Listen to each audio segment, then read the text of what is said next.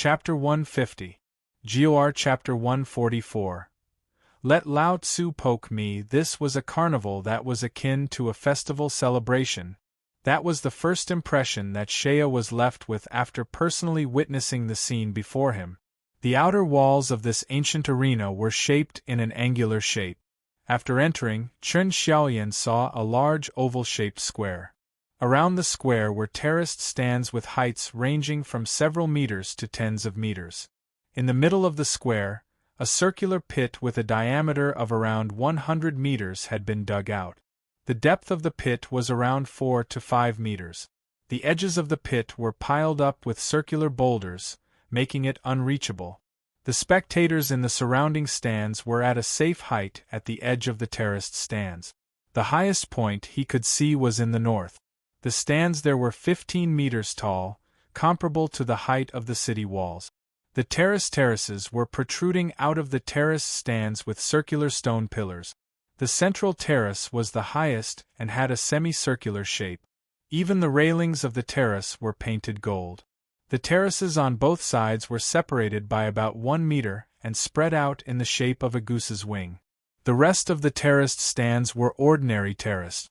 When Shea entered the arena, he saw that nearly half of the large arena that could accommodate over 20,000 people was already filled.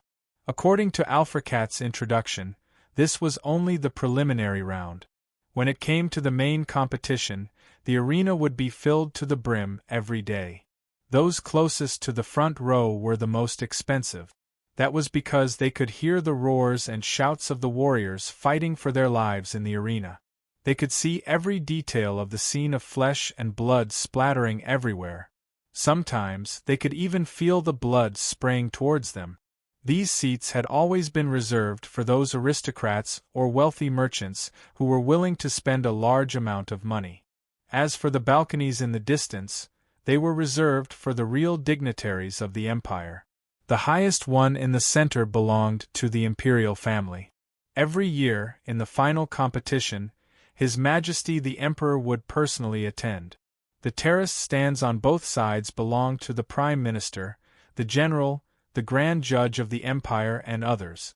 Entering the arena's grandstand from a large door, Shea followed Alfrecat to the east side near the northern area. There were also dedicated attendants in the arena. These people were wearing short-sleeved black jackets. It was obviously a cold day, but they were tired and sweaty. Each and every one of them was running back and forth barefoot. Some of them were carrying large plates full of notes thrown down, and there were also various kinds of currency, gold and silver. These are the people in charge of placing bets. Alfrecat smiled. This kind of competition is full of business opportunities. Many years ago, the betting rights for this competition were sold by His Majesty to a few ancient merchant guild. This kind of auction is held once every 10 years. Every time, the 3 merchant guilds with the highest bids will jointly own the betting right. He pointed at the waiters who were running around and whispered, "Before entering the arena, the name and origin of the warriors will be written on the bulletin board outside. Before the start of each match, the audience can place a bet with the waiters. When they place their bets, they can pay with cash in exchange for a slip of paper with the wager written on it. After the match, they can use the slip of paper to exchange for the winnings." Alfrecat smiled and pulled over a nearby attendant. He took out a silver coin from his pocket and gave it to the attendant. He shouted loudly and gestured twice. The attendant respectfully led the 2 of them to the front row of the northeast stands. They found empty seats for the 2 of them in the 3rd row. Soon after, Shea experienced the excitement and cruelty of this kind of competition that had a long history in the Byzantine Empire. In the huge arena below, the circular pit was separated into 6 independent small arenas by stone walls that could be pushed by pulleys. This was the rule of the preliminary round. Once it was the official round, the entire arena would be filled up for each match. Different preliminary rounds were being held in the 6 small arenas. Shea roughly glanced over and saw something interesting. In 3 of the smaller arenas there were pairs of warriors fighting each other. Judging from their strength, They were probably the weaklings in the preliminaries.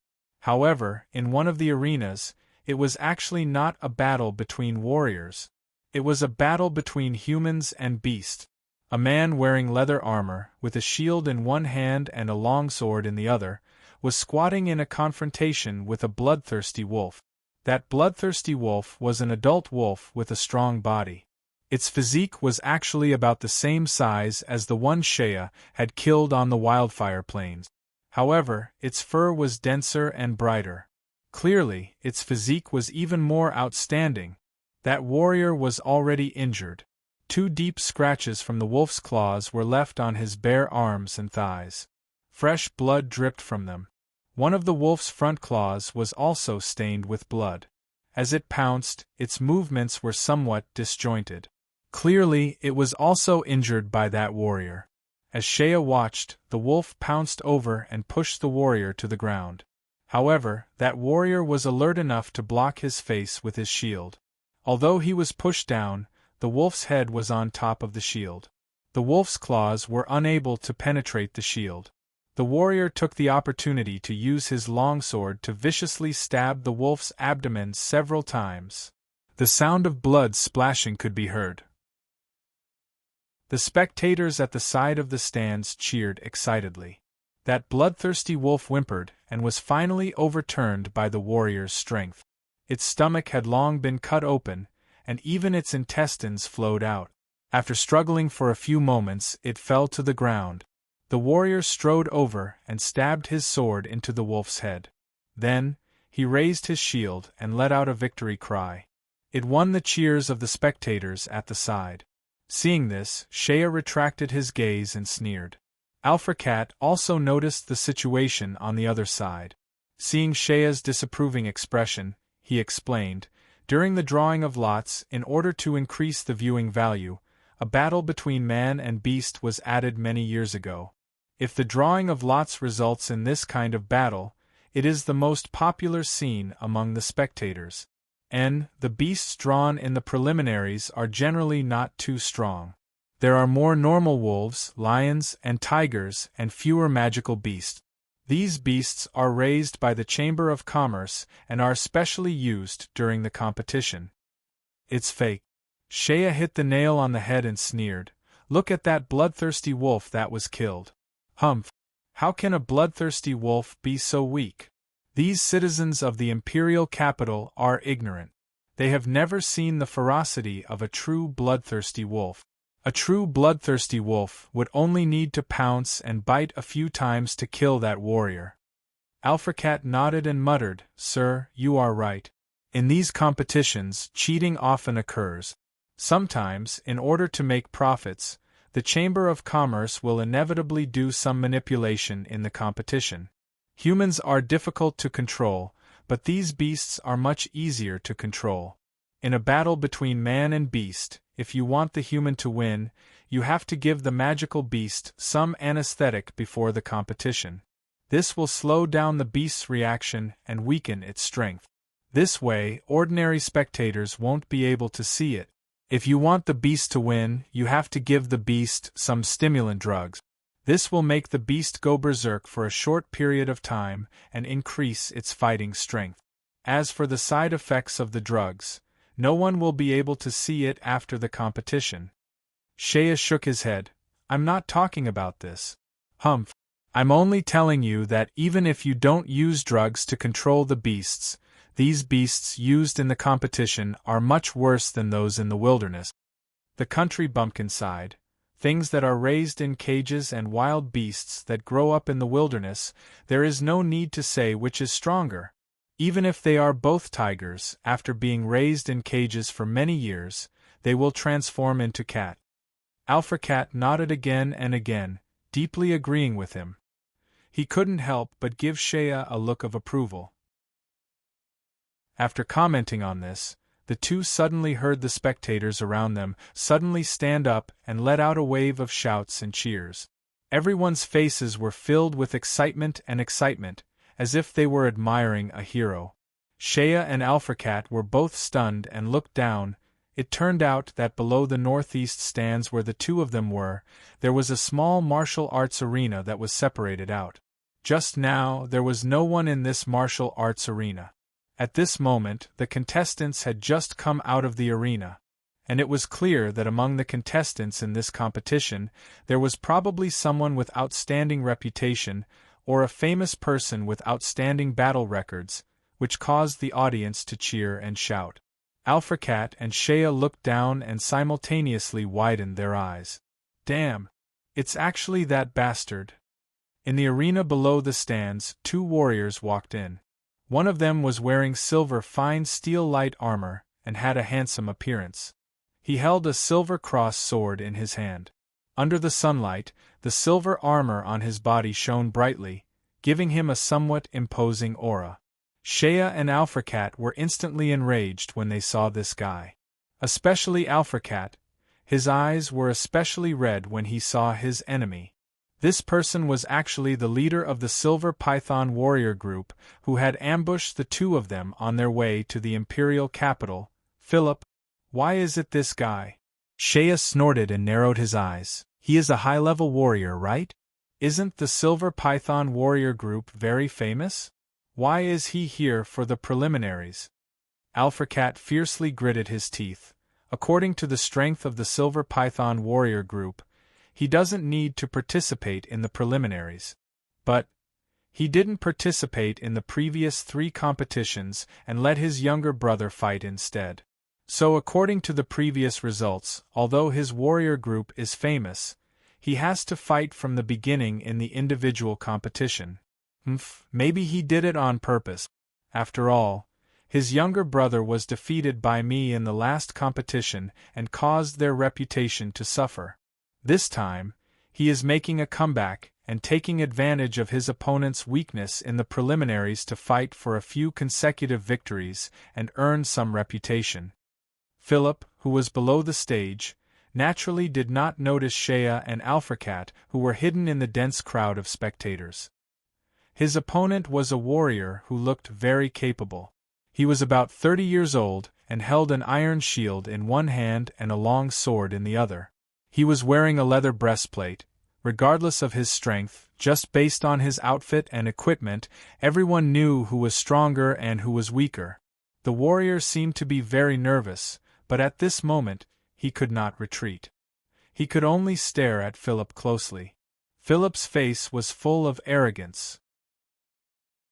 He raised his sword high and greeted the audience in the stands, earning the cheers of the audience. Then, he turned around and smiled coldly at his opponent in front of him. He pretended to be elegant and bent his waist, performing an ancient warrior's salute. He swung his sword and gently swung it down. His actions really did have a bit of the demeanor of a master. After that, 2 half-naked strong men at the side of the arena knocked a heavy hammer on a huge round gong. With a clang, they announced the start of the competition. The 2 men quickly carried the huge gong and retreated from the side door. Philip stood on the spot, his face calm and relaxed. He had already calculated that there would be no real threat to him in the preliminaries. Although there were hidden dragons and crouching tigers in the preliminaries, he had already spent a large amount of gold coins to bribe the staff of the Chamber of Commerce who arranged the matches. He already had a plan in mind for the drawing of lot. At least until the final match, everything would be smooth. Alphracat was not wrong. He wanted to take advantage of Babe's weakness in the preliminaries to create a few winning streaks and increase his prestige. Before this competition, he had already won 4 matches in a row. In one of the matches, he had killed a wind-type arrow-tooth beast on the spot. That was a middle-grade holy beast. That match had earned him a lot of fame. However, other people did not know that the arrow-tooth beast he was fighting against had been forced to drink a large barrel of strong liquor mixed with anesthetic before the match. Glancing at his opponent, he could tell that his opponent's equipment was far inferior to his. The sword and shield in his hand were ordinary goods, and the leather armor on his body was defensive equipment that only mercenaries in remote areas would use. Even if he only parried and did not counterattack, With his superior silver armor, it would not be easy for his opponent to injure him. His opponent bent down and held his sword and shield. He walked half a circle around Philip, carefully looking for an opportunity to strike. Philip stood there, proudly holding his sword and smiling, coldly looking at his opponent. Finally, his opponent could not find any loopholes. He made up his mind and roared. A faint gray light appeared on his body. Apparently, his combat power had reached the level of a middle-grade warrior. He took a leap and his body rose into the air. Using his shield to protect his vital parts, he chopped down with his sword. On the blade, the light of combat power shone brightly. Buzz! Philip took a step back and held his sword horizontally to block the attack. There was a creaking sound as the warrior retreated backwards. The blade in his hand was chipped off. Philip laughed and deliberately showed off. He shouted loudly, "You are not my opponent. Quickly throw down your sword and surrender." After saying that, his whole body shone with a silver light. The silver light instantly enveloped his whole body. Under the silver armor and silver sword, his body was filled with a sacred and awe-inspiring aura. The spectators in the stands who knew what was good for them immediately shouted and cheered loudly. High-grade combat power! High-grade combat power! Shea could not help but be a little puzzled. This Philip, when he ambushed me that day, his combat power was not so strong, right? Alphracat took a glance and sneered. He faked it. Faked it? Combat power can be faked? Shea stared with wide eyes. That armor of his must have been enchanted with some kind of magic. It's an illusion that uses light to magnify the radiance of his do-chi.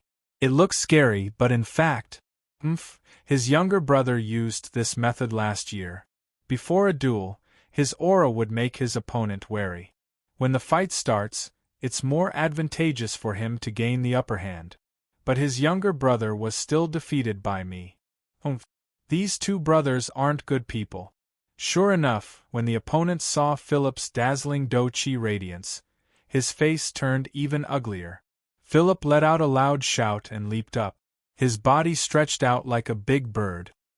His movements were indeed beautiful and vigorous. While he was in the air, he slashed down with his sword. The blade of light on the sword's edge separated, and a do-chi radiance slashed down. The opponent raised his shield to block. With a cracking sound, the ordinary iron shield was cut in half. Philip landed in front of the opponent and stabbed with his sword. The opponent used all his strength to block. The two of them exchanged 4 or 5 moves in a row. The opponent's aura became weaker and weaker. Originally, there was a difference in strength. Now, he was suppressed by the opponent's aura. With his shield broken, he could not help but weaken his aura. Although he used all his strength to block, after a few clangs, he was forced to retreat again and again. With a cry of pain, his shoulder was hit by the sword. Philip deliberately showed off. With a turn of the sword's edge, he broke the shoulder strap of the opponent's breastplate. With a whoosh, the opponent's breastplate was sent flying. He took a step forward and kicked the opponent in the chest. The warrior spat out blood and flew back. He fell to the ground and struggled for a moment. When he wanted to stand up, Philip had already caught up and raised his long sword to chop. Clang, clang, clang. The gorgeous silver light suppressed the opponent's gray combat power until it was almost invisible. After a few consecutive chops, the warrior was already kneeling on the ground and could not stand up. He could only hold his sword with both hands to block a few attacks. With a crack, the sword in his hand was lighter and the blade had been cut short. Philip sneered. The sword's edge was placed across the opponent's neck. Then, with another kick, the opponent was lying on the ground. He stepped on the opponent's heart and raised his long sword to the audience in the stands. At this time, the audience in the stands were boiling. To be able to see a high-ranking warrior with silver combat power in the preliminaries was already an extremely rare scene. This kind of expert had always directly entered the main competition. At this moment the audience was shouting. Many people were shouting with all their might.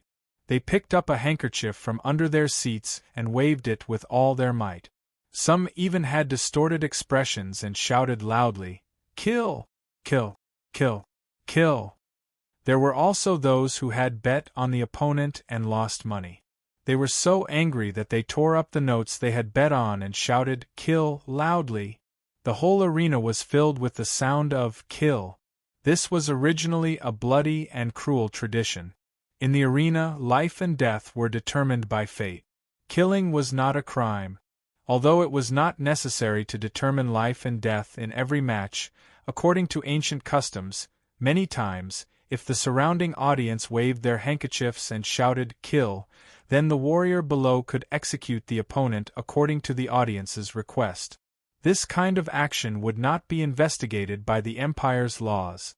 Of course, if one had good intentions, then it was natural to show mercy. However, this Philip naturally did not have any good intentions. Since he came to participate in the preliminaries as a high-ranking warrior, it was to build momentum. The more he killed, the bigger the commotion. In the midst of the surrounding shouts, Philip laughed sinisterly. He lowered his head and looked at the opponent under his feet. The warrior's heart was as clear as snow. His face was filled with fear as he shouted loudly, "I admit defeat. Spare. Pooh!" Without waiting for the warrior to finish begging for mercy, Philip stabbed his sword into the warrior's throat. Then, with a twist of the sword, the sharp edge of the sword cut through the warrior's neck. Philip bent down and grabbed the warrior's hair and pulled with all his might. Pooh! Fresh blood spurted out from his chest, and then fell down like raindrops, drenching his bright silver armor with red spots. Philip raised his sword with one hand and raised the chopped head high above his head with the other.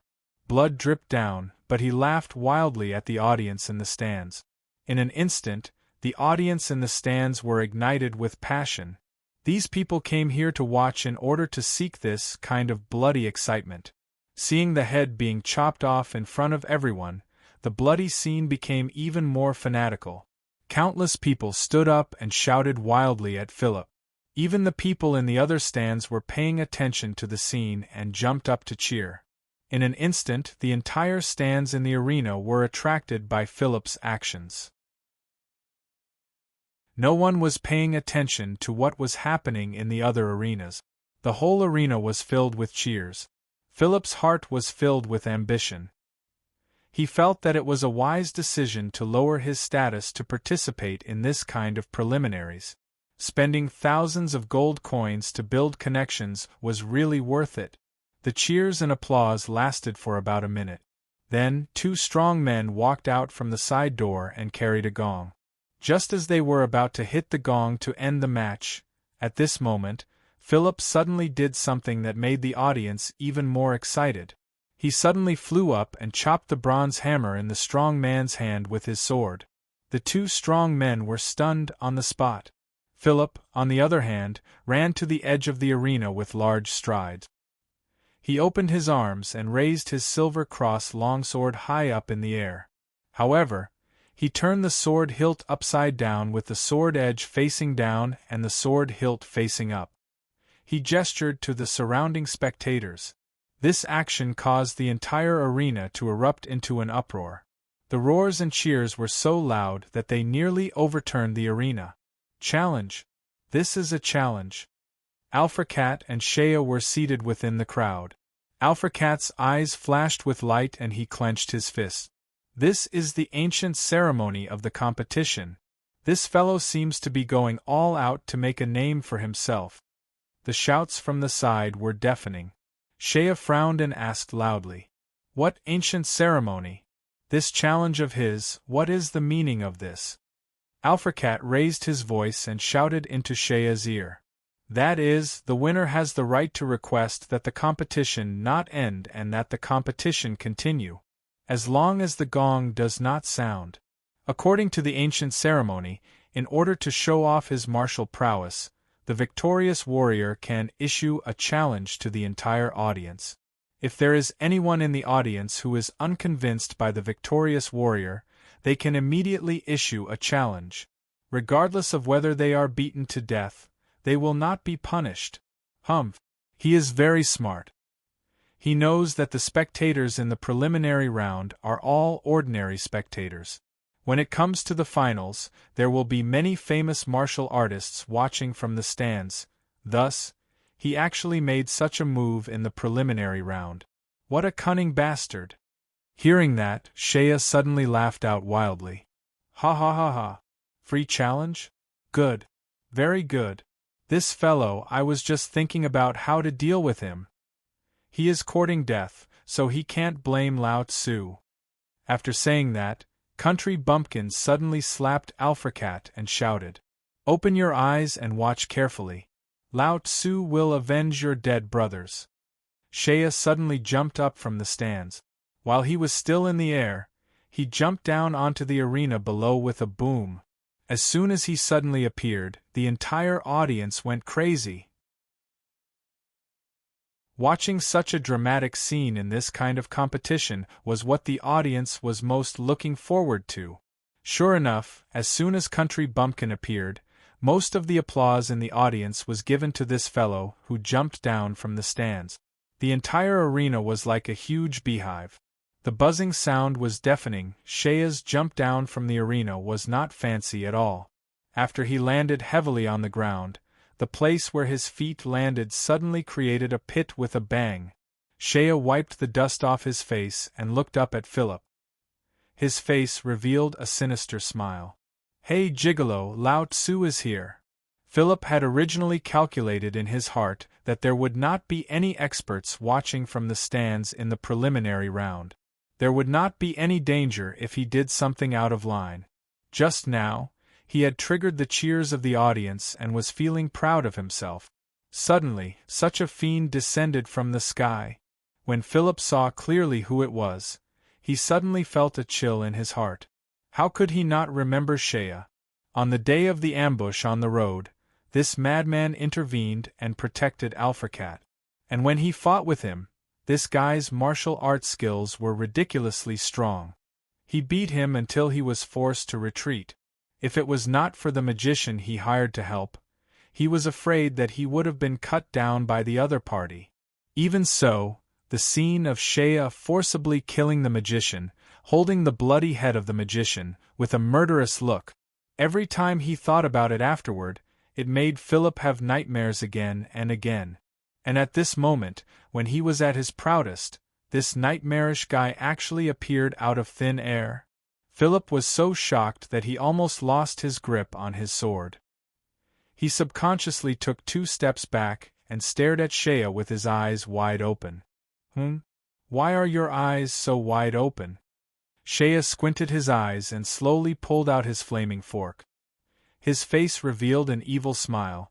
"Don't tell me you don't recognize Lao Tzu? Come, pretty boy, obediently come over here and let your master Shea stab you a few times." The wild shouts from the surrounding were like a tsunami, but at this moment, how could Philip be proud of himself? He wanted nothing more than to ruthlessly slap himself in the face. Staring at Shea, Philip's face alternated between green and white. Finally, he gritted his teeth and squeezed out a sentence. I have no enmity with you. Why do you have to force me so hard?" Shea waved his hand and pressed forward step by step.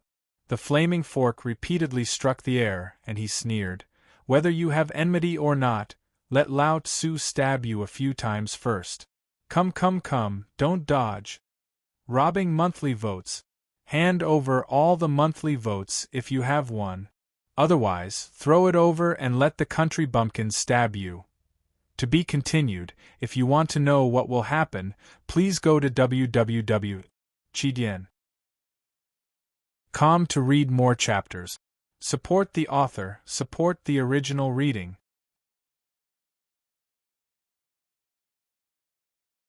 Chapter 151. Author's Note.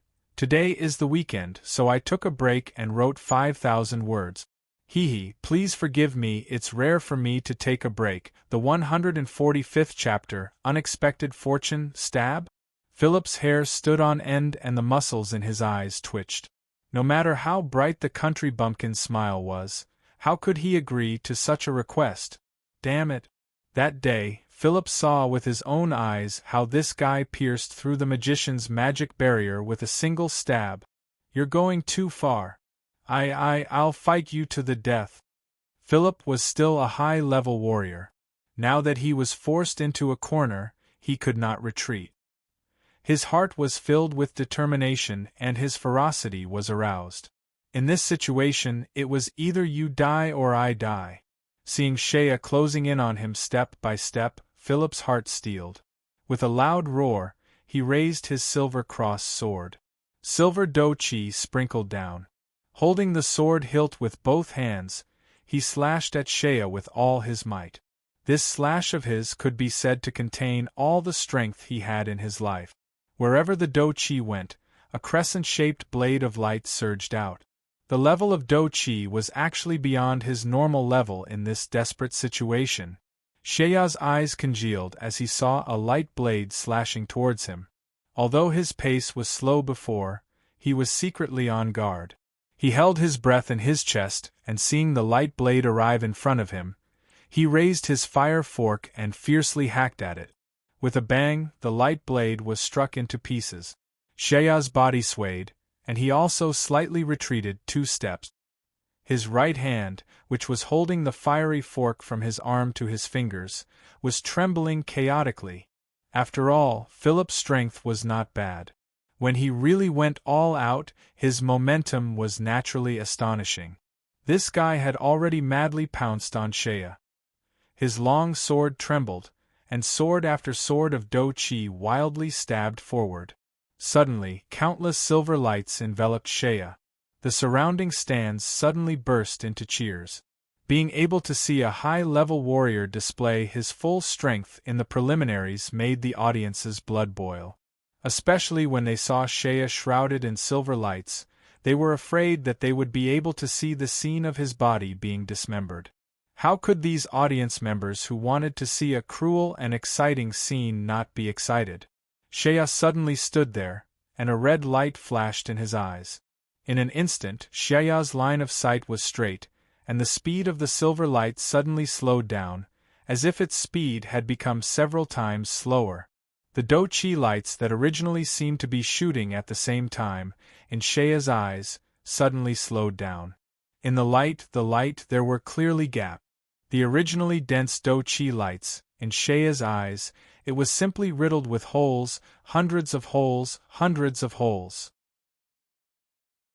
The country bumpkin's footsteps, footsteps, footsteps, footsteps, footsteps, footsteps, footsteps, footsteps forward. With a crouch, as if he had transformed into a lynx or a cheetah, his body forcibly squeezed through the dense dough-chi lights. The dough-chi lights clearly seemed to be shooting at the same time, but not a single one landed on his body. At this moment, in the eyes of the tens of thousands of audience members, Shea's body was simply like a ghost. Under the bright sun, he suddenly seemed to have no sense of existence. With a few light steps and a twist, he turned into an afterimage, shuttling through the dough-chi lights. Philip no longer cared. The dough-chi in his whole body burst out. His dough-chi was like a storm, the dough-chi was everywhere. He wholeheartedly wanted to cut down this guy under his sword. He was hacking like a madman, but in the eyes of the audience, they could clearly see Shea approaching step by step. The countless dough-chi lights were always brushed past by Shea's strange movements. Finally, after a few steps closer, Shea made his move. Like before, a black line rippled out from the fire trident. With a few cha-cha sounds, the dough-chi lights in close proximity were directly shattered by him. Finally, he rushed in front of Philip. Philip used all his strength to stab forward with his sword, but Shea placed the fire trident in front of his waist and used all his strength to strike. With a cring sound, the silver-crossed sword in Philip's hand instantly broke into 2. Shea's elbow struck Philip's chest. The originally gorgeous and brilliant silver breastplate was instantly smashed into a crater. The fragments of the silver breastplate burst out. Amidst the sounds of metal breaking, there was also a caw-caw sound of bones breaking. Philip raised his head, a mouthful of blood spurting out from his mouth. He flew backwards and fell backwards. At this moment, Shea suddenly sped up his movements. His footsteps were like lightning, his body darting forward. Seeing that Philip was falling backwards, his body parallel to the ground, Shea flew forward and chased after him. Without waiting for Philip to land on the ground, a fist smashed into his shoulder. A heavy punch from a country bumpkin under the state of crimson murderous aura, how terrifying was its strength! With this punch, the wind from the fist even carried a faint red glow. It directly tore Philip's pauldrons apart, causing Philip to suddenly spin on the spot. After a few rolls, he was heavily smashed into the ground. In this battle arena, the ground was originally yellow soil, but Philip was directly smashed deep into the soil by Shea's punch. More than half of his body was buried in the soil. When he landed, the armor on his body was already deformed, and blood kept spurting out from his mouth. At this moment, the entire arena fell into a deathly silence. It was as if at this moment, the tens of thousands of people in the arena all stared with their eyes wide open, holding their breaths as they stared fixedly at Shea and Philip in the arena. Did they see wrongly? A high-ranking martial warrior had been defeated in just a few moves? This was not some random cat or dog. But he was a genuine high-ranked warrior. After a long while, the entire arena suddenly burst into thunderous cheers. Countless people stood up and applauded with all their might, while some people pointed at Shea and cursed crazily. These people were so angry that they tore up the betting slips in their hands. They were probably gamblers who had bet on Philip's victory.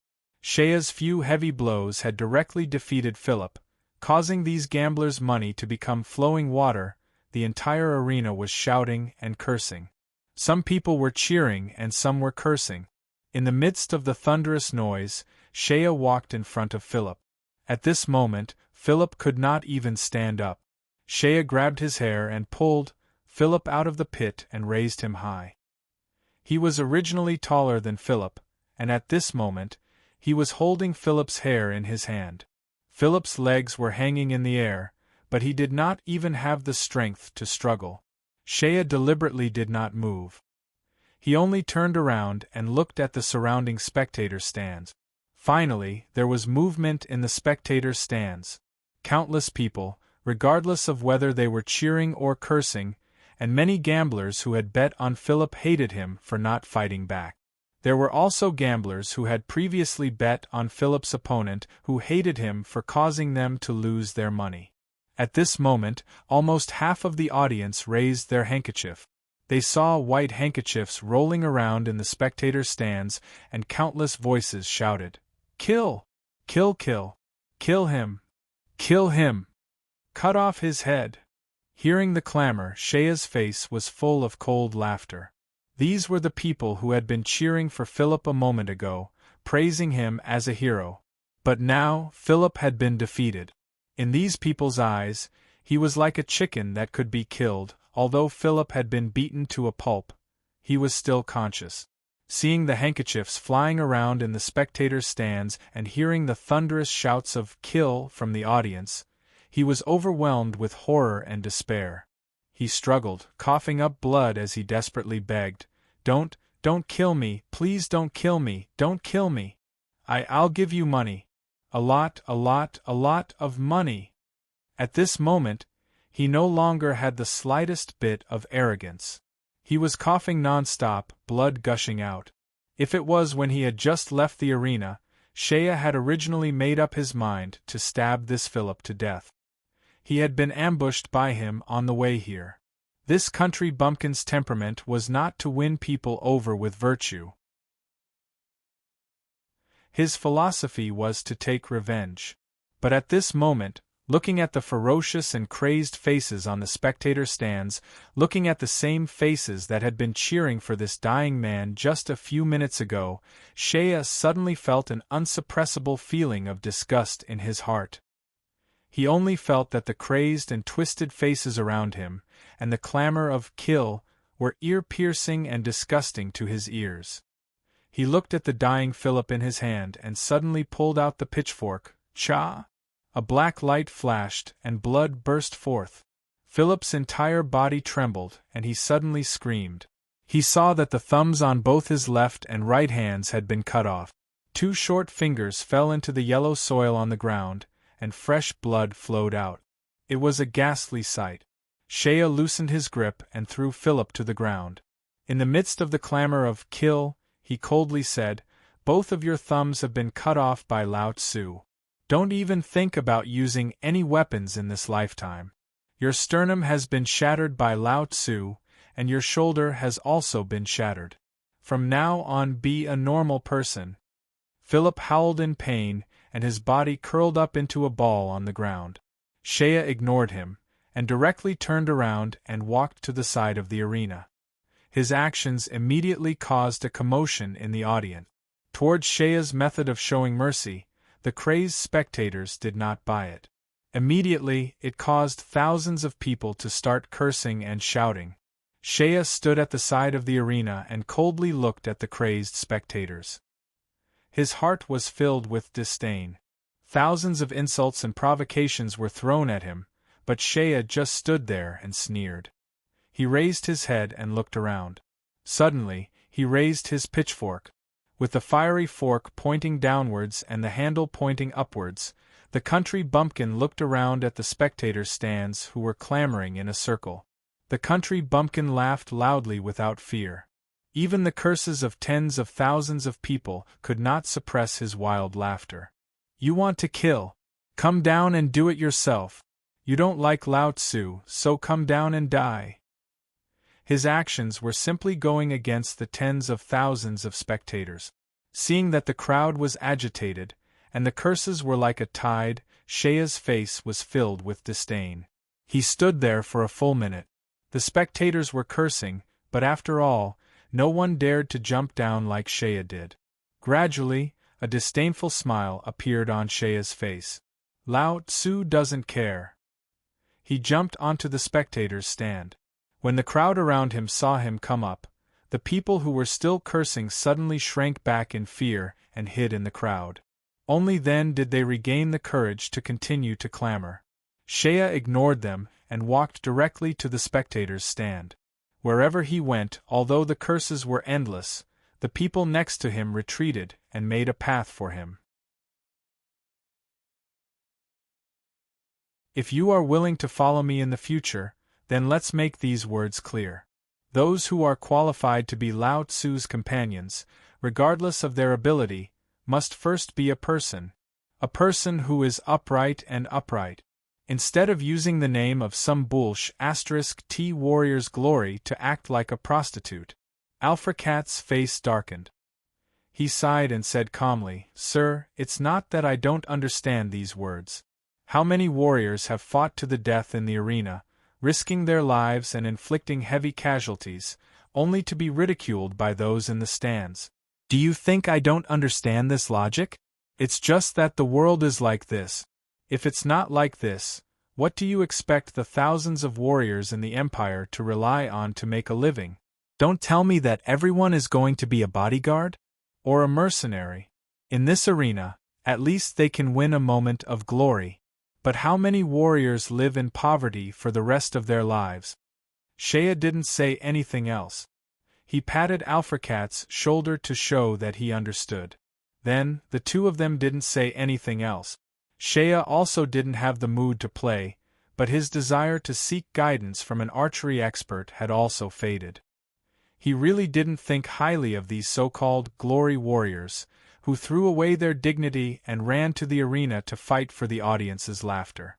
How could there be a true expert among these people?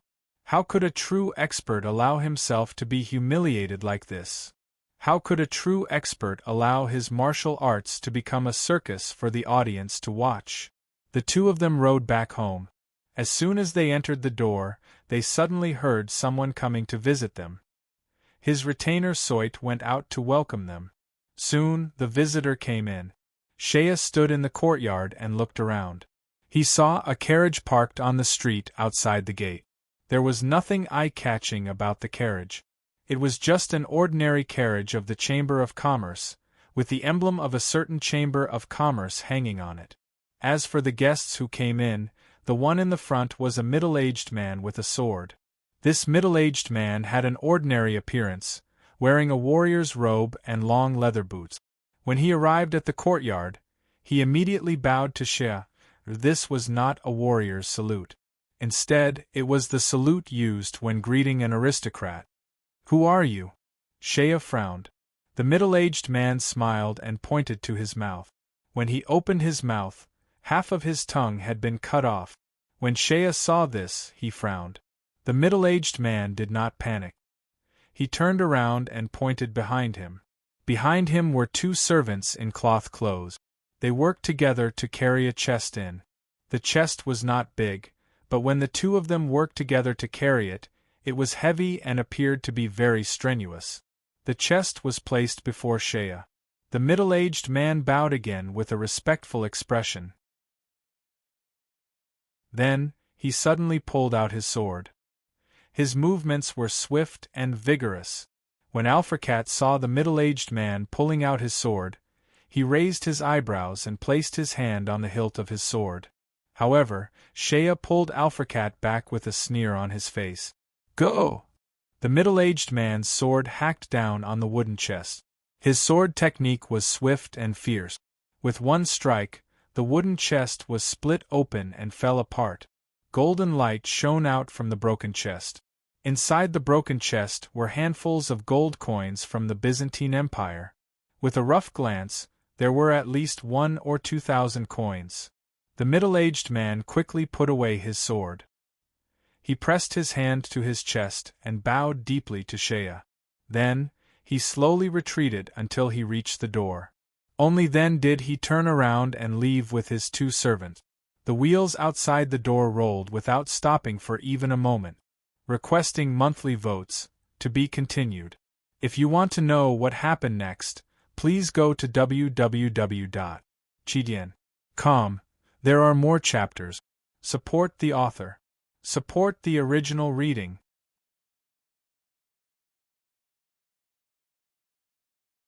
Chapter 152. GOR Chapter 146. Country Bumpkin flaunts his prowess. What the hell is the meaning of this? Shea was also dumbfounded.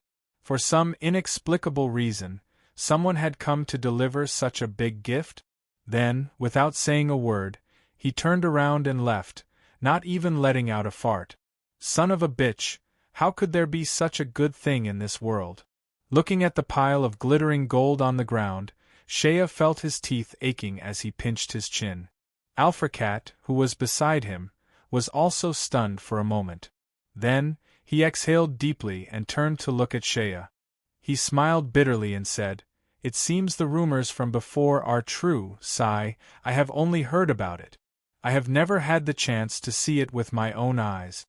Given my status, I do not have the qualifications to come into contact with these matters. Unexpectedly, I would encounter it today." Shea turned his head and asked, "What did you say?" Alfracat first smiled. Then, he gestured to Soit and Soit quickly went over to close the gate. Alfracat crouched down and grabbed a handful of gold coins. After examining them carefully, he sighed and said, "I have been fighting for my life in the competition arena for so many years. Even so, I have never earned so much money. Sir, you only made a small appearance today, and you are already rolling in money. Thinking about it, it really makes me sigh." Shea snickered and said, "Just what is going on here? From the looks of it, you must have figured it out." Alfracat smiled and nodded his head.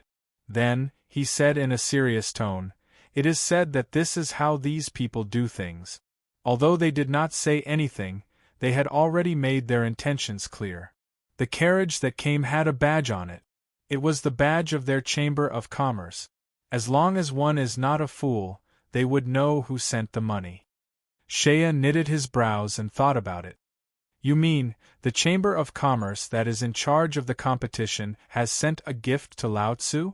If not them, who else could it be?" Alfracat shook his head and smiled. "This is also the usual practice.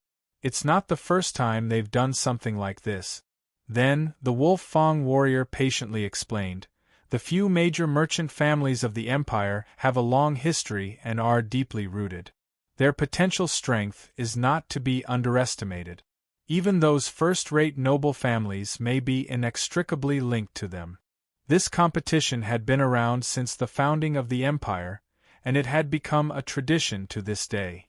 How many business opportunities did the competition generate every year? These were all sources of income. But even so, they still needed to secretly manipulate the situation in order to obtain the greatest benefits.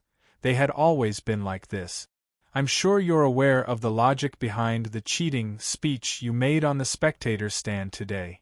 Fraud was for profit, and manipulation was also for profit.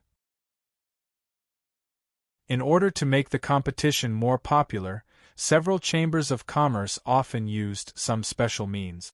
For example, in order to attract the attention of the audience, create gimmicks and fame, they often used some shady methods to attract some famous strong people to participate in the competition. Those real strong people are different from these warriors who struggle in the vanity field. Those people are the real strong people who stand above the cloud.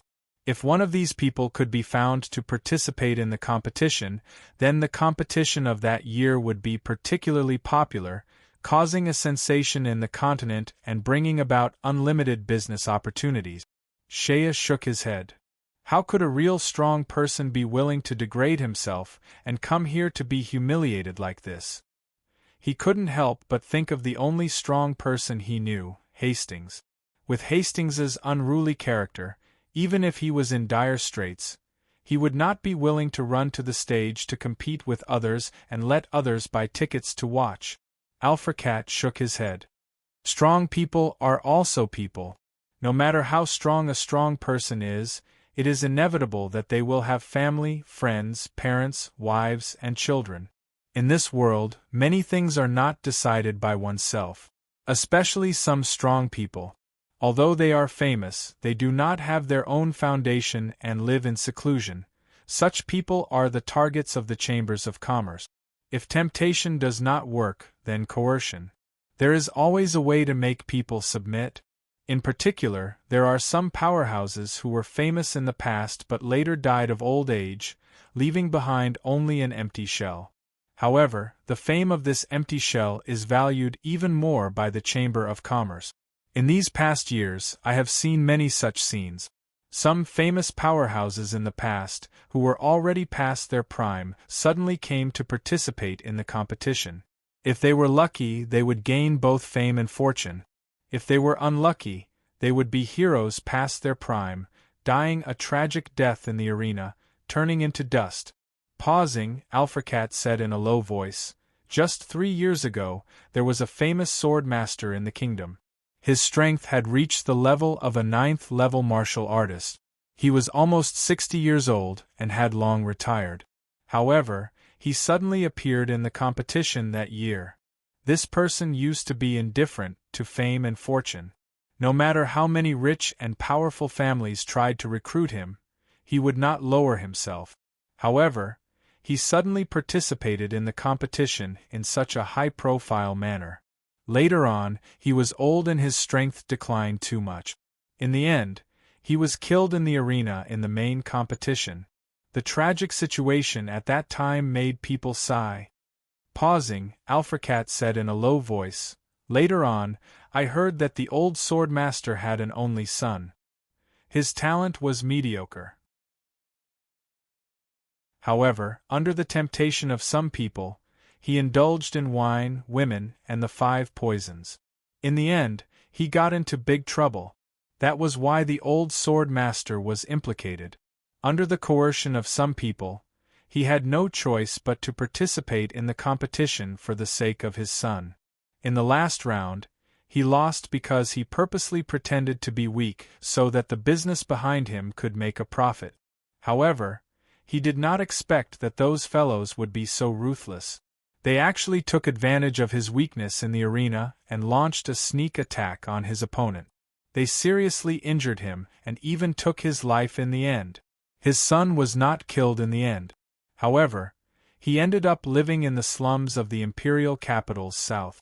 He was crazy and silly all day long. When Shea heard that, he sneered. Looking at the gold coins on the ground, he snorted, "Oh? Don't tell me that these fellows gave me money because they wanted me to participate in the competition to earn money for them?" Alfracat laughed. "With your fame, you injured Odin Hastings on the battlefield. This kind of fame is second to none in the Empire. If they were to mention your name, it would naturally be enough to move their hearts. However, from what I can see, they did not have any intention of targeting you. You are different from the old sword master from a few years ago. That old sword master was a commoner and was proud by nature. He was never willing to be recruited by the rich and noble families. Therefore, he did not have any backing and was harmed by others. However, you are now a baron personally conferred by His Majesty. You are also the military officer of a county. With great power in your hands, you are a person with real power. You can mobilize thousands of soldiers and horses. The despicable means of those business associations are only to bully some lonely and helpless has-been experts. For someone like you who has a strong backing, they would only dare to make friends with you. They would definitely not dare to have any intention of targeting you." Alfracat thought for a moment. "Therefore, I tried to kill myself. It was probably because you suddenly appeared on the arena today and killed that Philip that people recognized you. Sir, you don't have to be surprised. With the power of these people, Osgilla is not that big, but it is not small either. It is not strange for them to recognize a famous person like you. I think these gold coins are only sent to make friends with you. At the same time, it is also a sign of weakness. Please do." "What do you mean?" "That Philip." Alfracat sighed. "Although I don't know much about this matter, I know Philip's character. I can guess a few things. Philip must have spent a large sum of money to bribe the people in the business association who arranged the competition, had already colluded with Philip, and made some arrangements. Then, you suddenly appeared and interfered by crippling Philip, which directly ruined their plan. If it were an ordinary person, I am afraid that this would have caused a huge disaster. After all, your identity is different. These people do not dare to provoke a military figure like you who has real power. They can only go to you to curry favor and show weakness. As for the money, there was only one meaning in sending it. Please be magnanimous and stop ruining their plans. They sent a generous gift as a sign of weakness. As the saying goes, take someone's money and do something for them.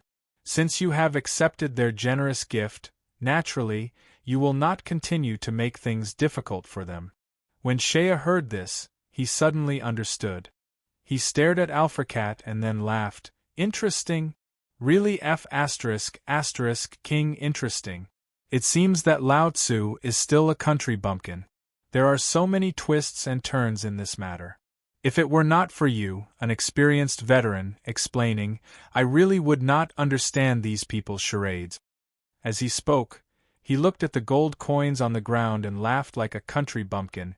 This King, isn't it just a protection fee? All right. Anyway, Lao Tzu today was just on the spur of the moment and did not intend to make trouble for these guys. Instead, he received a windfall for no reason. It seems that in the future, when Lao Tzu is short of money, he will go to the competition and make a scene. When he comes back, he will just wait for these people to send money home. Alfracat did not know whether to laugh or cry. Sir, these people are insidious and cunning. This matter cannot be repeated. There is no need to make enemies with these people because of these small profits. Shea laughed and patted Alfracat. I am just joking. Lao Tzu cannot avoid these villains. In the next few days, Shea was really bored. He did not have any friends in the capital. General Adric and Fatso had left, and Green had also gone to take up a post in Moor. He was really bored out of his mind staying in the capital alone. In terms of acquaintances, Cavashir was one. But even if a country bumpkin ate the heart of a bear and the courage of a leopard, he would never dare to go to the door and provoke that mysterious old man. Every day in the yard, he, Sharba and Ka-Tua drilled Todoro well. They drilled the mage until he complained incessantly. Fortunately, Theodore had put away his lazy temperament this time and worked hard. Although he was originally a magus, he had gradually become more and more like a warrior through the practice of archery, cavalry, and swords over the past few days. Looking at Todoro wearing a tailor-made leather armor, if it was iron armor, Todoro might not be able to carry it. And Shea was also considered generous. He directly gave Todoro a piece of dragon scale to protect his heart. The poor mage mounted a horse and drew a bow, dismounted and brandished a sword. Fully armed and wearing leather armor, it was as if he was carrying a turtle shell. Where was the elegance and confidence of a mage? Sharba and Ka-Tua were both cavalrymen and had impatient temperaments. It was inevitable that they would be irritable during training. "Hey, Todoro, are you blind? The target is so big, why don't you shoot at Lao Tzu?" Sharba anxiously scolded. It turned out that Todoro had just tried to shoot an arrow. It didn't hit the target, but the arrow almost hit Sharba, who was standing 10 steps away from the target. Shea laughed at the side. After that, Todoro practiced for a while. Alfracat also taught Todoro some of the agility of his shadow swordsmanship. But just as the few people in the backyard were working together to train the poor mage, Soit came to report that a messenger from the palace had come to pass an order. Shea was surprised. He left the others and went to the front yard. With a glance, he saw that it was an acquaintance. It was the messenger who came to pass on the order when he first entered the palace. Everyone was familiar with each other. This messenger was especially enthusiastic at this moment. He didn't have the slightest bit of arrogance from before. He even came up to Shea and hugged him. He even refused to accept the gold coin that Shea took the initiative to give him. "Lord Baron Shea, if you continue to do this, you will be insulting me." The messenger's face was full of grievances. "I work for His Majesty, so I don't lack this small amount of money wherever I go. I have a sincere friendship with you, and I respect heroes like you. If you give me money again, you will be looking down on me." Since he wanted to pretend, Shea simply took the money and laughed. "Well, His Majesty has decided that 3 days later, which is the beginning of spring, there will be a hunting competition in the eastern suburbs of the imperial capital. This time, he invited a group of members of the noble parliament, as well as trusted generals of the imperial capital. His Majesty also specially added your name to the list. Lord Baron Shea, congratulations. Every year, the people who are invited to the hunting competition are always important officials trusted by His Majesty. Although you are young, you have received His Majesty's favor when you just entered the imperial capital. Your future is limitless. His Majesty has been crowned as the Emperor for decades, and at such a young age, you are the first person to be invited to the hunting competition as a baron." The messenger said a few more words of flattery and took out a gold badge. "This is the badge for the hunting competition. According to the rules, with your status as a baron, you can only bring 2 retainers." The messenger smiled and said in a low voice, "When His Majesty was young, he shocked the country with his military achievements. He likes heroes who are brave and brave the most. With your ability, you should show off your heroism at the hunting competition. His Majesty will definitely like you. This is a rare opportunity, so you should take advantage of these 2 days to practice your archery skills." After the messenger left, Shea held the gold badge in his hand and was stunned for a moment. Hunting competition? It should be a gathering of the nobles. Why did the Emperor summon a country boy like me? After he turned back, he discussed with the others. Unfortunately, the people around him, be it Sharba or Ka-Tua, were all commoners. Although Alfracat had seen some of the world, he had never heard of such a gathering of the top elites. For a moment, they couldn't come to a conclusion. At night, it was the bald man's widow, Uriah, who noticed Shea's uneasiness at the dinner table. After asking a few questions, Shea told her. After listening, Uriah thought for a moment and said, Shea, I don't know why the Emperor appreciates you, but since he appreciates you, it is most likely because he likes your current characteristics. Therefore, I feel that you don't have to deliberately do anything. What you are now is what you will be. Perhaps showing your true nature is the best way. After hearing this, Shea's heart skipped a beat. He laughed and said, Not bad, not bad. Uriah, you are right. What is Lao Tzu afraid of? If he asks me to go, I will go. If he asks me to drink and eat meat, Lao Tzu will eat and drink to my heart's content. If he asks me to hunt, isn't that Lao Tzu's old profession? Those generals may be better than me in martial arts, archery and horse riding, but when it comes to hunting, which one is better than Lao Tzu? As he spoke, he looked at Uriah. Uriah was still depressed recently, but with a child in her belly, she cheered up. Although she did not smile, her diet gradually returned to normal, which made Shea feel relieved. No matter what, the bald man was a brother to him, and he died for him. Even if he had to risk everything, he would protect the safety of his orphan and widow. 3 days later, the spring hunting competition began. Early in the morning, the imperial guards sent by the palace came to pick up Shea. Shea showed his gold badge and brought along Sharba and Ka-Tua as his retainers. After dressing up, he set off with the team. Today, Shea put on his best suit of armor, which was the one he extorted from the military headquarters in the war zone. There were also 3 first-class warhorses, one for each person. The bright and shiny armor was polished to a shine. The place where the lance and sword were hung on the saddle was a fire fork as usual. Lantis carried the howling bow given to him by Gurod on his back. In the leather quiver behind the saddle, there were 20 iron spine armor-piercing arrows. The country bumpkin had a sturdy physique to begin with, and after putting on the armor, he was fully armed. His face had thick eyebrows and big eyes, and his long black hair was tied up in a simple ponytail, making him look even more flamboyant in the wilderness. He sat proudly on the tall steed, looking around with a bit of killing intent that had been nurtured on the battlefield. He had the bearing of a decisive general.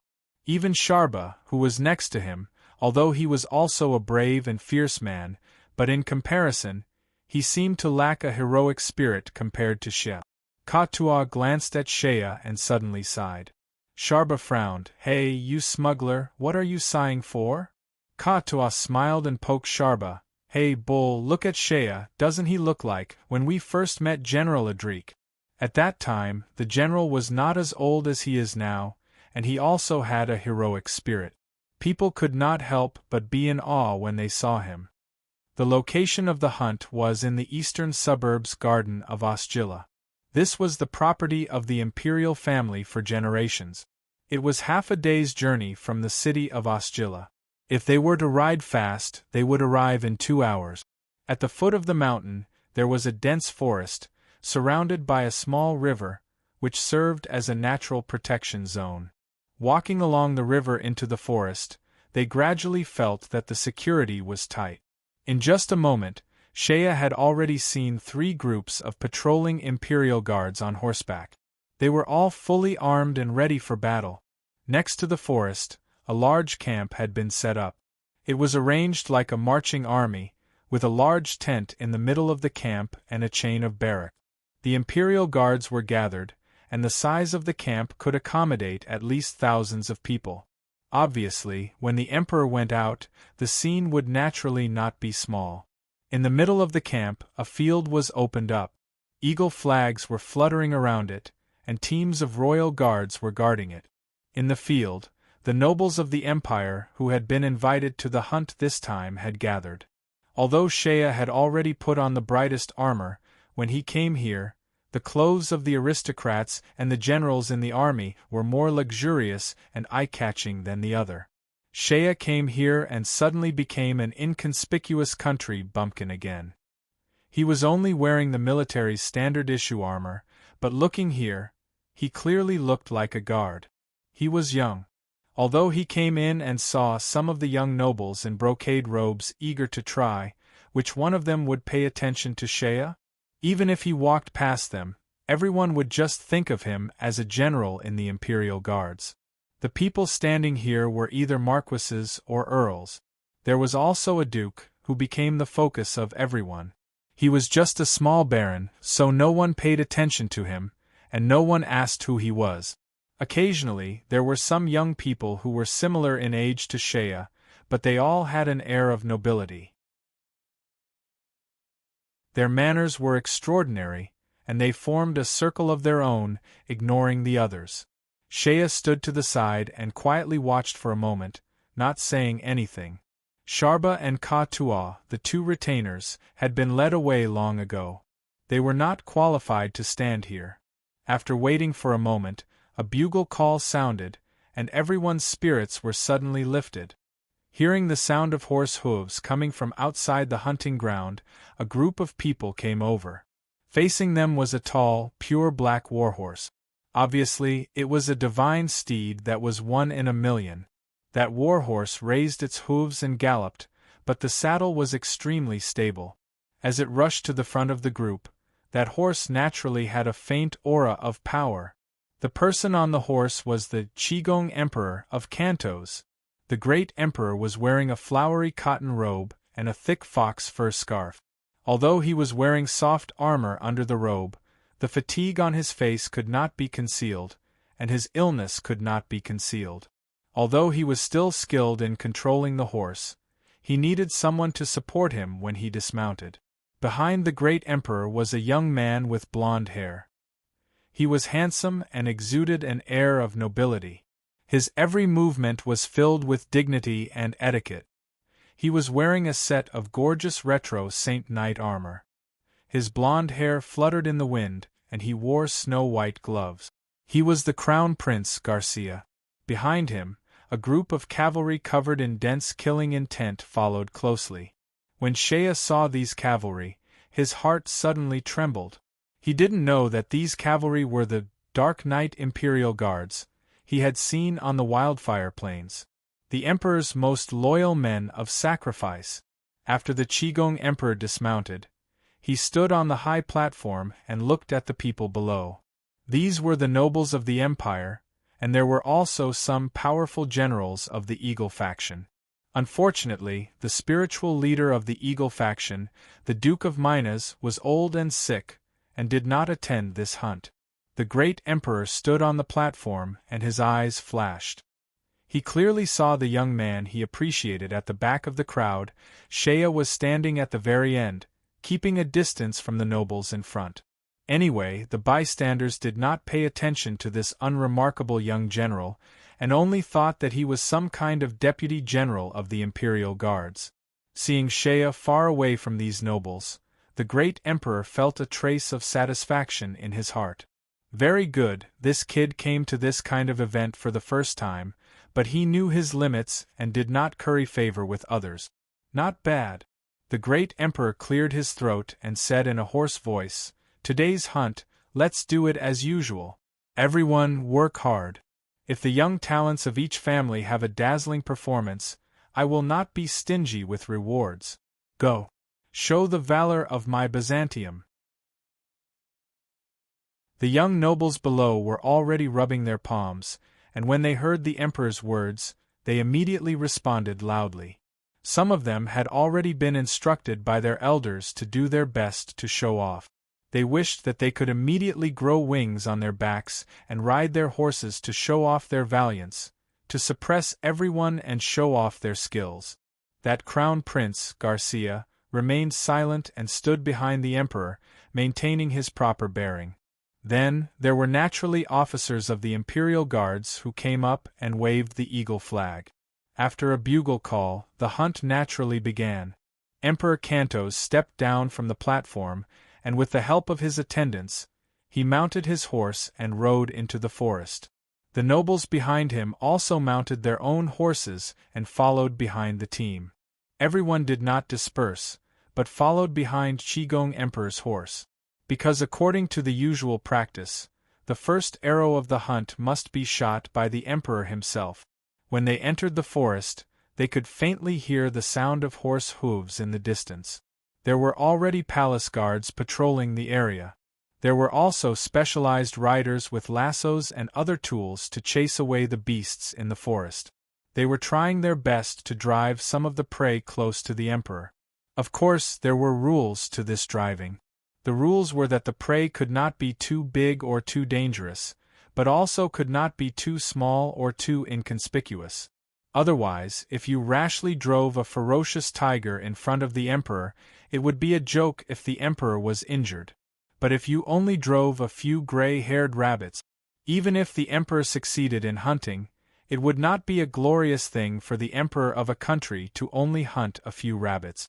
Therefore, in this round of driving, a few elks jumped out from the forest and came to the gap between the trees not far from the Qigong Emperor. The elks raised their heads and looked at the people in the distance with some panic. The Qigong Emperor took a deep breath and waved his hand. A servant beside him handed him a golden longbow. The emperor concentrated on drawing the bow, and with a buzz, an arrow was shot.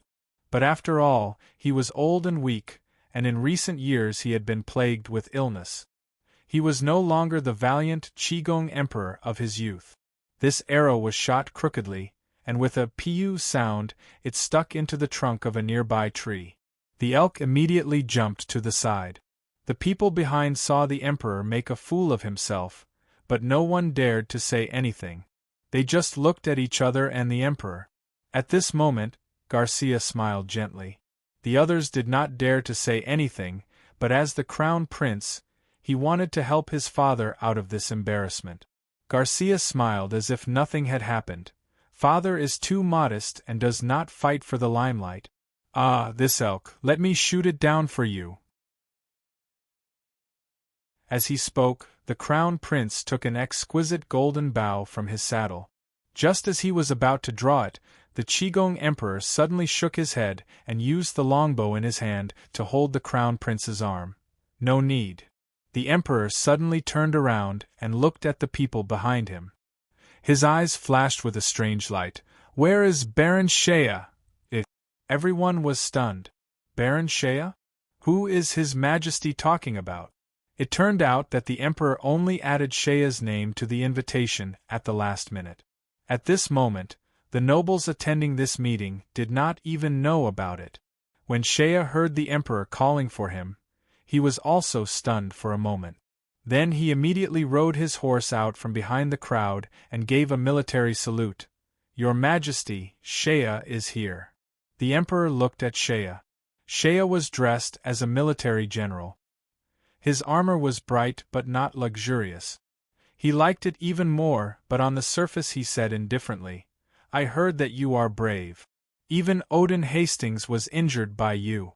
Very good." As he spoke, he pointed to the elk in the distance. His Majesty's tone became more serious. At this moment, no one knew what kind of emotion was on his face, but his eyes suddenly became very bright. There was a faint majesty in his aura as he stared at Shea.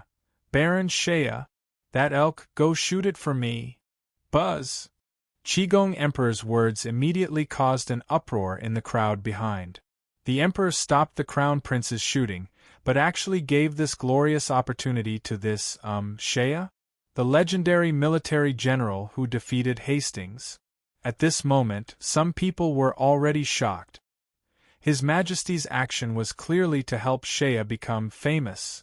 These words, coming from His Majesty's mouth, then in the future, Shea's wait for a moment, many eyes and complicated emotions were gathered on the young military general. Shea's expression did not change. He quietly looked at the emperor and saw a trace of determination in the emperor's eyes. Shea slowly nodded. "Yes, I accept the order." The emperor laughed and said, "Well done. Don't let me down." Shea's eyes lit up. He took a deep look at the emperor, and then pulled down the howling bow on his back. This strangely shaped longbow immediately made the emperor's eyes light up. He was the valiant emperor, and at a glance he could see that this bow was extraordinary. Even the few military generals who were originally in the Eagle faction, when they saw Shea, they also regarded him as one of their own. At this moment they also gave him a supportive and kind look. Shea held the bow in his hand, but did not take out an arrow. He shouted and urged his horse to gallop toward the elk. The elk in the distance was still looking up when it suddenly saw Shea galloping over on his horse. It immediately broke into a run. Shea deliberately showed off on the horse, pulling the bowstring and lightly flicking it. Buzz!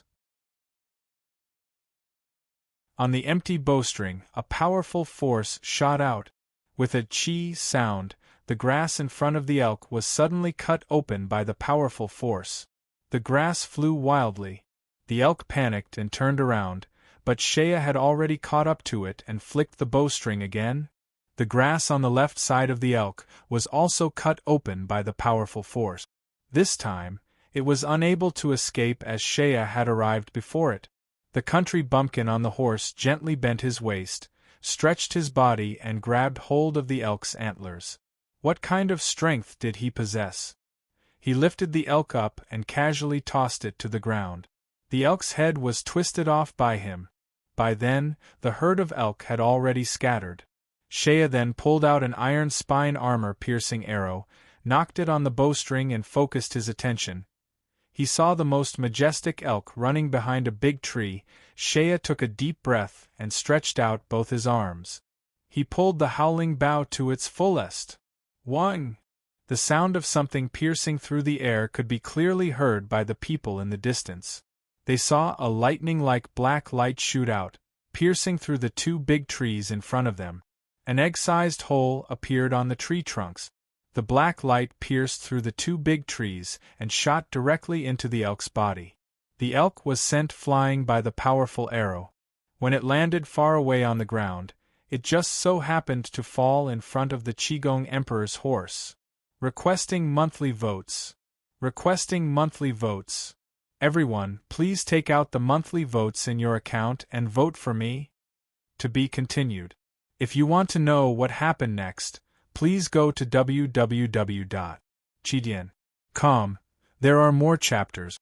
Support the author. Support the original reading.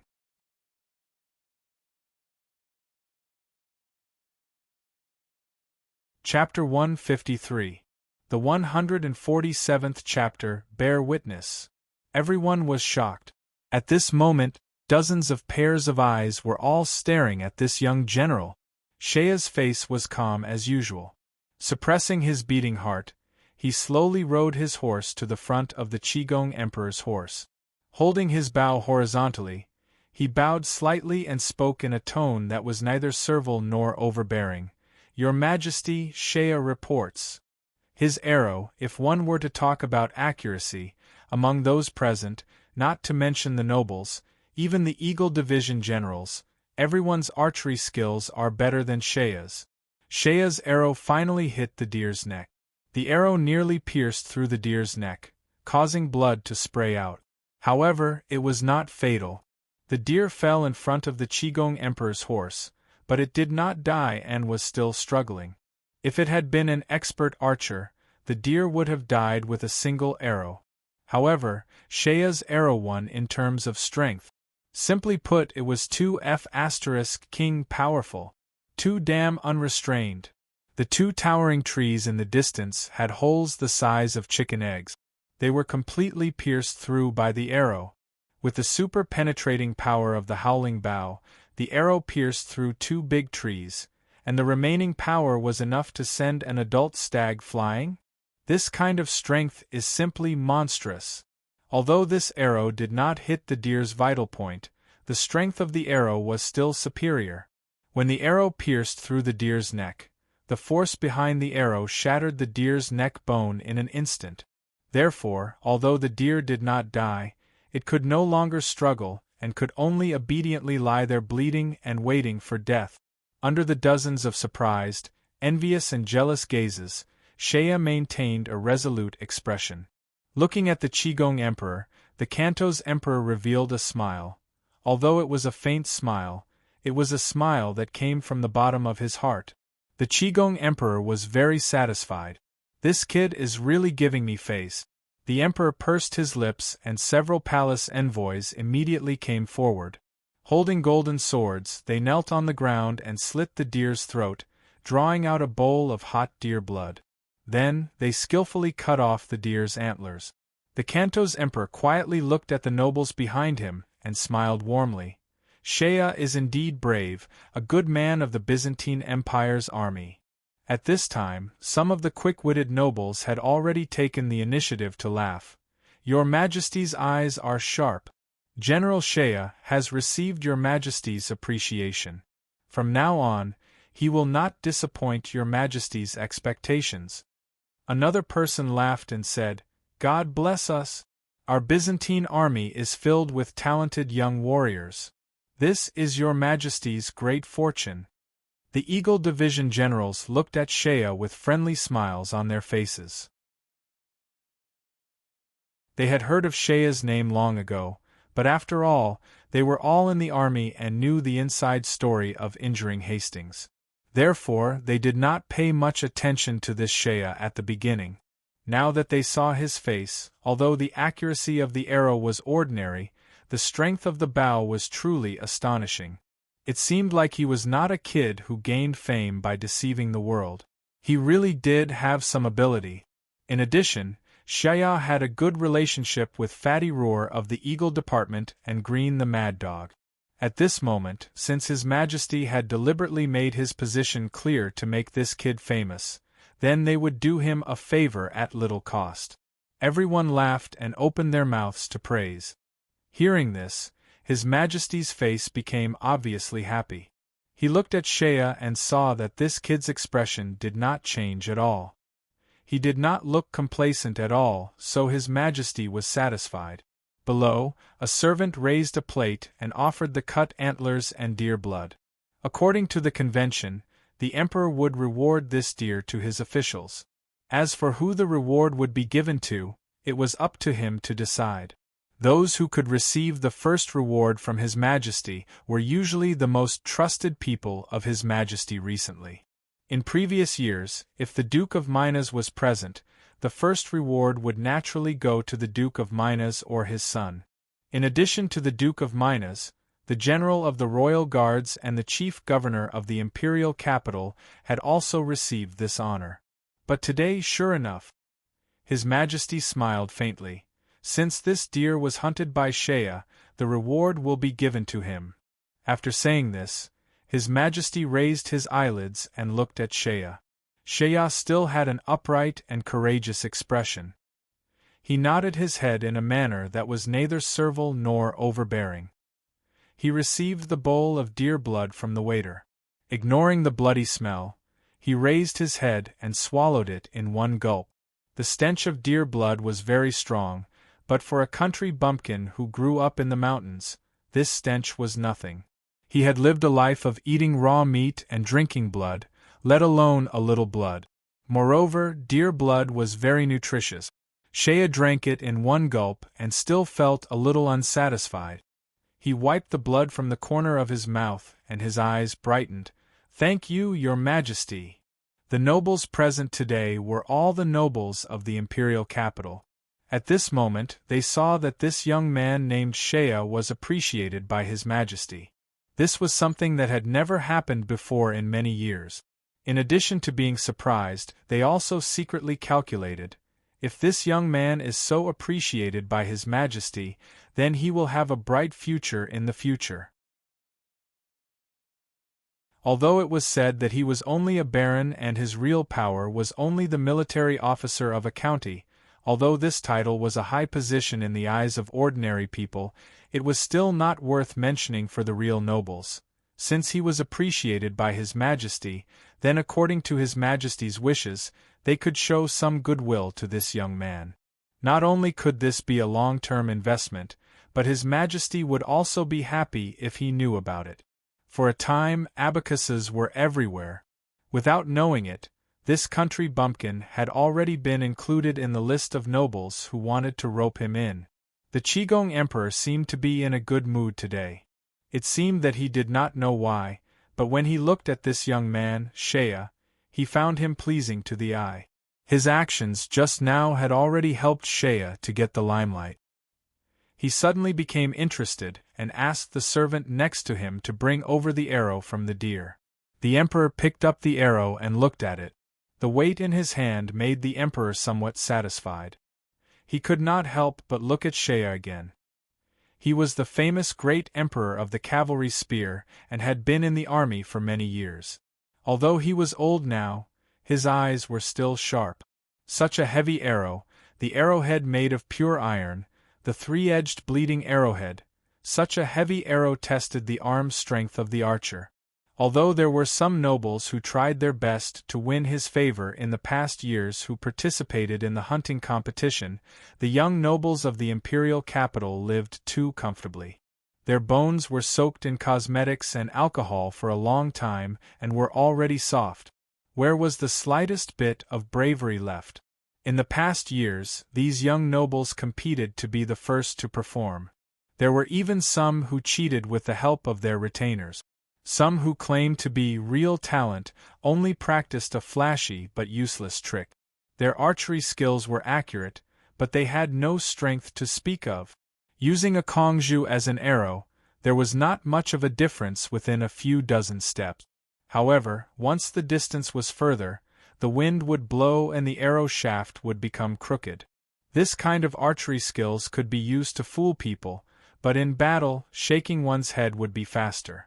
The Qigong Emperor held the arrow shaft. Suddenly, his eyes flashed and he used both hands to bend it. With a ka sound, the arrow shaft was bent by the Emperor's strength, but it did not break. The Emperor's face showed a satisfied expression. He threw the bent arrow shaft on the ground and looked at Shea. "This arrow of yours, how heavy is it?" Shea looked at the arrow on the ground with some heartache. He heard that this arrow was worth a lot of money.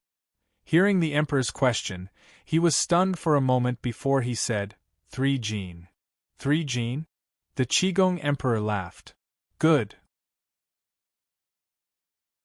When I was young, the golden arrow I used was only 2 jin. Pausing, the Emperor glanced at Shea. Well, I broke your arrow. You seem to be very distressed? Shea did not hide it.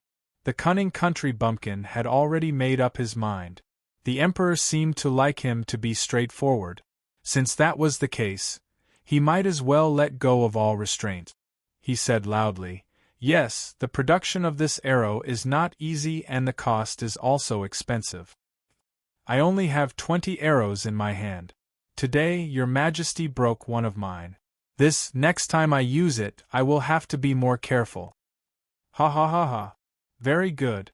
A martial artist cherishes his weapon. This is his duty. The Emperor suddenly glanced at the Crown Prince who had been standing silently behind him. From the moment Shea appeared to shoot the deer, to the moment everyone praised him, the Crown Prince had been standing at the side with an indifferent expression and did not say a word. At this moment, the Emperor looked at the Crown Prince and muttered to himself. He then said, "I broke this kid's arrow, but I can't let you lose a good weapon for nothing." He looked at the Crown Prince. "Garcia." "Father." Garcia bowed on the horse. His movements were as strict as a ruler. "You are in charge of the Imperial Crafting Department. I will give you a task to do." The Emperor said indifferently, "Go back and ask for one of Shea's arrows. Then make 100 of them and give them to Baron Shea. As for the cost, you can use the Imperial Crafting Department." Saying this, the Emperor looked at Shea again. How can a soldier be without a good weapon when fighting the enemy? "Shea, do you understand my intentions?" Shea was overjoyed. He thumped his chest and saluted. "Thank you, Your Majesty, for the arrows." "Ha! Very good, I have given you the deer's blood and antlers. This is a great honor that cannot be bought with money, but you do not thank me. It is only 100 arrows, but you are thanking me. Very good." The Emperor laughed and urged his horse into the forest. After a few steps, he turned around and looked at Shea. He smiled warmly and said, "Kid, what are you waiting for? Follow me." It was rare to see such a public display of favor in the past. Under the shocked expressions of the surrounding nobles, Shea's expression did not change. He urged his horse to follow the emperor. After all, he was not a fool. He carefully kept a horse's distance behind the emperor. But in this way, he was walking side by side with the Crown Prince Garcia. The nobles behind him hurriedly followed. Along the way, everyone was talking about it. Many of them had originally planned to be in the limelight today, but at this moment, they had already lost interest. Everyone understood that no matter what they did in the future, they would not be able to overshadow Baron Shea's limelight. Even if they could overshadow him, not only would it not make the emperor happy, it would also cause the emperor to be dissatisfied. A group of people walked in the forest. The Crown Prince Garcia looked at Shea, who was riding beside him. His expression was still serious, neither happy nor angry. He said indifferently, "Baron Shea, please give me one of your arrows." Receiving the arrow that Shea handed over, the Crown Prince looked at it and said, "Within 10 days, I will send 100 arrows over." Along the way, the Crown Prince and Shea only said these 2 sentences. Other than that, there was not a single word. Shea muttered in his heart, "I heard that this Crown Prince hated me to death because of the matter with Bonfreit. But looking at it today, he did not show any hostility. It seems that a person of this level will not easily reveal what he is thinking." Thinking of the dead Bonfreit, Shea could not help but look at this Crown Prince a few more times. This Garcia was also a handsome man, but compared to the Qigong Emperor, there was a faint resemblance in the outline of his appearance. But in terms of temperament there was a little less heroic spirit, and a little more feminine. Although the Qigong Emperor was old and sickly, there was an occasional flash of brilliance between his brows, like an old lion. Although he was old, but occasionally he would reveal a loftiness, and no one dared to underestimate him. But this Crown Prince, his actions were full of rigor. Although full of the etiquette of the royal family, he gave people a feeling of inflexibility and weakness. He was clearly not even 30 years old, but he did not have the heroic spirit that a young man of this age should have. Motherf **Ker, are all people who like to get in through the back door so eccentric? When the hunt reached the afternoon, it became a stage for the young people to perform. A few bigwigs symbolically moved a little, and then gave the opportunity to the young people. The young people of the noble families came on stage one after another, and led their retainers and knight to spread out in the forest, each looking for their own prey. Not long after, people came back with rich prey. But looking at the deer, fox, rabbit, and chicken, it was not clear whether these were the prey of the young nobles, or the retainers and knight who were skilled in martial arts under them. In addition to the hunt, there were some archery competitions. Some targets were set up, and some competitive young people often bet on archery competitions. There were often some good prizes. These were all reserved events from the previous years, and the emperor was also happy to see these scenes, hoping to inspire the young nobles to not forget their martial spirit. But this year, with Shea shooting deer in the lead, the following gambling competitions were a little listless. Among them, there was no lack of young people who were secretly dissatisfied with Shea stealing their limelight, but they did not dare to find trouble with Shea at this time. The country bumpkin was also self-aware. He knew that although his archery skills were good, it was far from the level of being able to suppress the whole audience. In this kind of gambling competition, he hid beside the emperor and did not take part in it. This meant that he was hiding his strength. It was just that in his spare time, some nobles came up to strike up a conversation. In their words, Shea remembered that the emperor was not far away, so he deliberately pretended to be a soldier who did not know anything. Based on the principle that the more he said, the more mistakes he would make, and the less he said, the fewer mistakes he would make. But in his words, He tried to express politeness and kindness. But in this kindness there was also some politeness and distance. Sure enough, the emperor peeked a few times from a distance. Seeing that Shea knew his place, he could not help but be more satisfied. The country bumpkin was not stupid.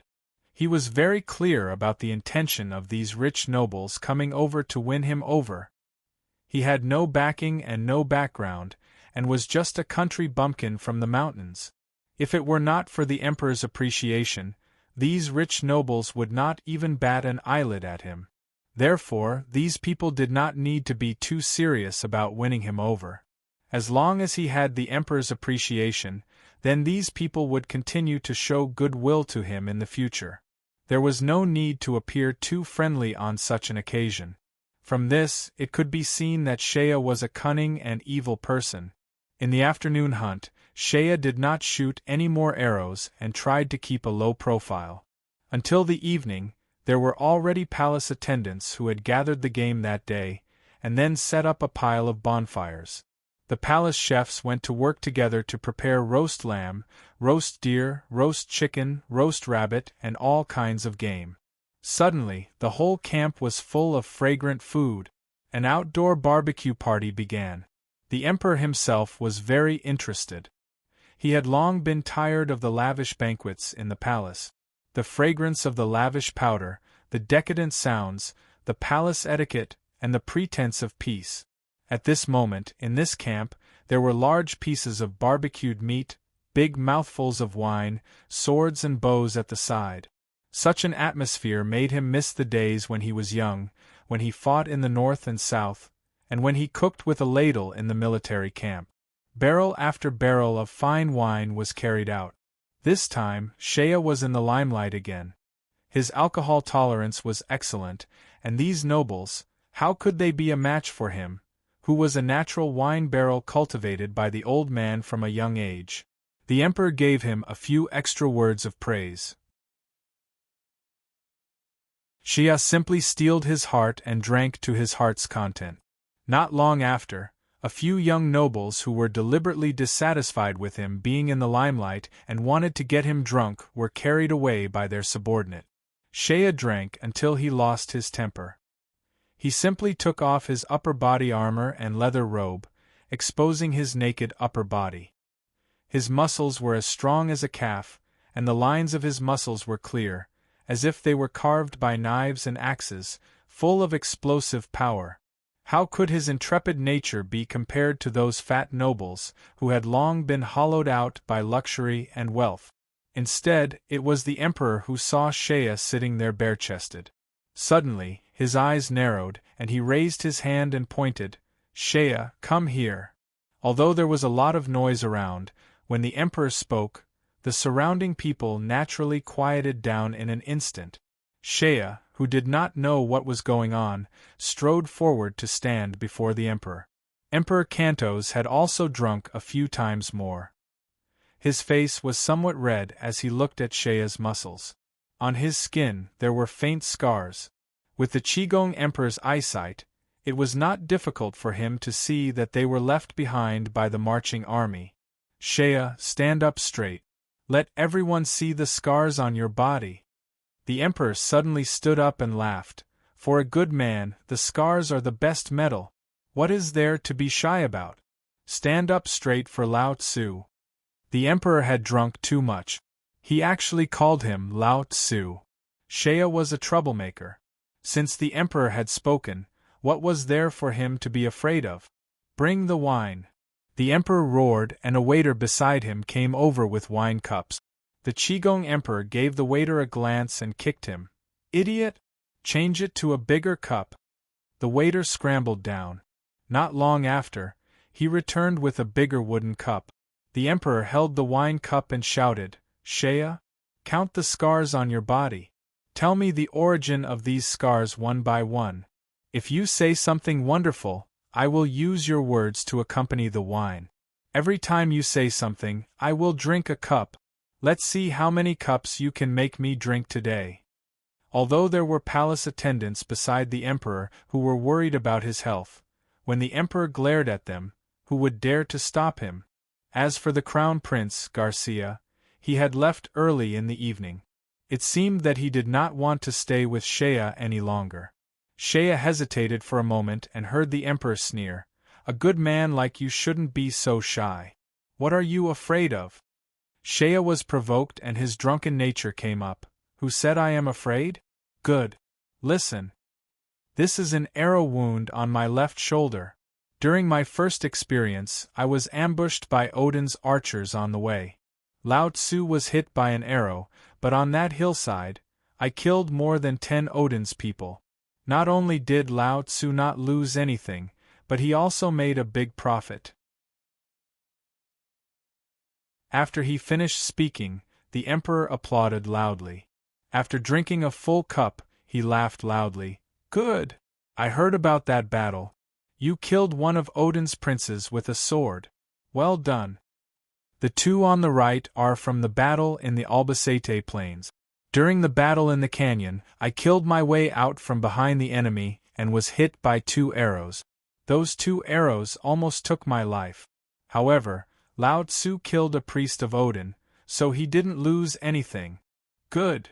The Emperor drank another cup and said with a smile, 10 years is not too late for a good man to take revenge.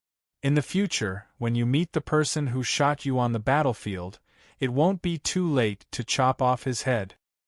This is where Hastings ambushed my 13th Cavalry Division's camp. My army fought for half a day. At that time, the enemy attacked my camp. I jumped out of the camp to fight. In the chaos, I don't know which Odin's people used a knife to cut off Lao Tzu's flesh. Haha. It hurt so much that I cried out. However, Lao Tzu still made a profit and didn't lose anything. And here. Yes, this was left behind by a beast soul warrior of Odin's people. This was stabbed by a knife, but Lao Tzu dodged quickly. That guy's head was split open by my axe. Yes. This is a fall. To be honest, Your Majesty, this was not caused by the enemy. It was, when I just joined the army, I didn't know how to ride a horse. When I was practicing horsemanship, I fell down. Ha ha ha ha. Shea pointed at the wounds on his body and said one by one. He remembered some of them, but he couldn't remember some of them clearly. On the other hand, the Qigong Emperor was in high spirit. His face was red. Every time Shea said something, the Emperor would really drink a cup. He drank according to Shea's words. After Shea had said 7 or 8 things, the Emperor was already drunk to the point where he could not stand steadily. The palace attendant who was pouring wine next to him had a nervous look on his face. Several times, he secretly did something while pouring the wine. In the beginning, he poured a full cup, but later, he only poured a shallow half-cup of wine. The Emperor drank too much and did not notice. Even so, Shea said it all in one breath. The Emperor drank quite a lot. Finally, he swayed and fell back into the chair. He threw the wine cup away and gasped for breath. His mouth was filled with the smell of alcohol. He stared at Shea and said, "Shea, when you were in the army, you knew military songs. Sing." At this moment, the banquet had stopped. It had completely turned into a stage for the Qigong Emperor and Shea. The Qigong Emperor was dead drunk. Shea was also hot-headed. The surrounding eyes were shining. He couldn't care less. Sing? I don't know how to sing. Shea thought for a moment. He suddenly remembered that a few days ago, when he went to the military headquarters, he saw a statue there. He knew that it was the statue of the legendary founding father of the empire, the Duke of the Tulip family, Osgilla.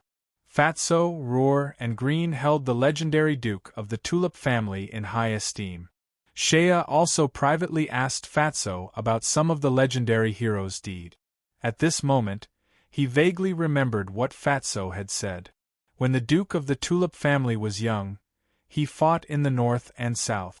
In order to boost morale, he composed a poem. At this moment, Shea's head was also hot-headed. He suddenly jumped onto the Qigong Emperor's table. He grabbed the candlestick on the table and used it as a hammer. Using the table as a drum, he loudly sang. This poem was short, only 2 short sentences. If we don't fight, then the enemy will point at our bones and say, they are slaves.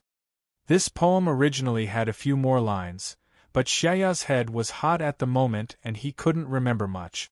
Fortunately, after singing these 2 lines, the eyes of the great Emperor of Mount Spear, who was sitting there, suddenly burst out like a ball of fire. With a bang, he slapped the table and stood up. The Emperor's tall body was suddenly filled with vigor. Where was his usual sickly appearance? He was like a male lion baring his fangs. Shaya! The country bumpkin was stunned. He threw away the candlestick in his hand and turned to look at the Emperor. The Emperor's eyes were like fire. I heard that during the Battle of the Wildfire Plains, you shouted a slogan, "Kill Odin's men! Kill Odin's men! Kill even more Odin's men!" Is there such a slogan? There is. Shaya raised his head and replied. Good! The Emperor laughed wildly 3 times. Then, he stared at Shaya. You will go to Moor County to take up your post. That is the border of the Byzantine Empire. I will give you 3 years. Within 3 years, if you kill 30,000 Odin's men, I will confer you the title of Count. If you can bring me Hastings' head one day, I'll give it to you. I will confer you the title of Duke. As he spoke, the Emperor suddenly staggered. He forcefully supported himself on the table with his hand. Looking at the stunned nobles below, the old Emperor's voice carried a trace of desolation and heroism. If I die early, Shaya will have a meritorious service in the future. This title of Duke will be conferred by the succeeding Emperor. Everyone here is a noble of the Empire. You can all bear witness. Requesting votes. Requesting votes. Requesting votes. Requesting all the votes I can get. Quickly vote. To be continued. If you want to know what will happen, please go to www.chidian.com. There are more chapters. Support the author. Support the original reading.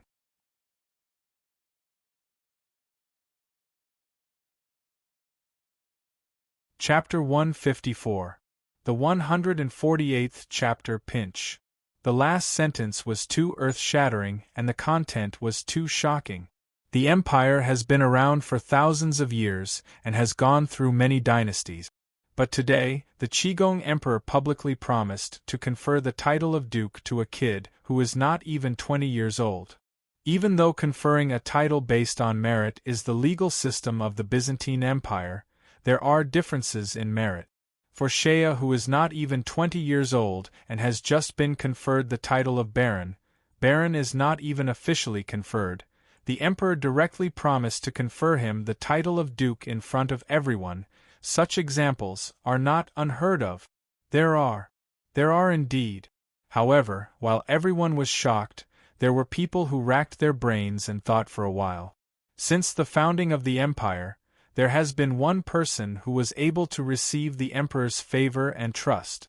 At such a young age, he was able to accomplish great feats and was conferred the title of Duke. Osjila, the Duke of the Tulip family.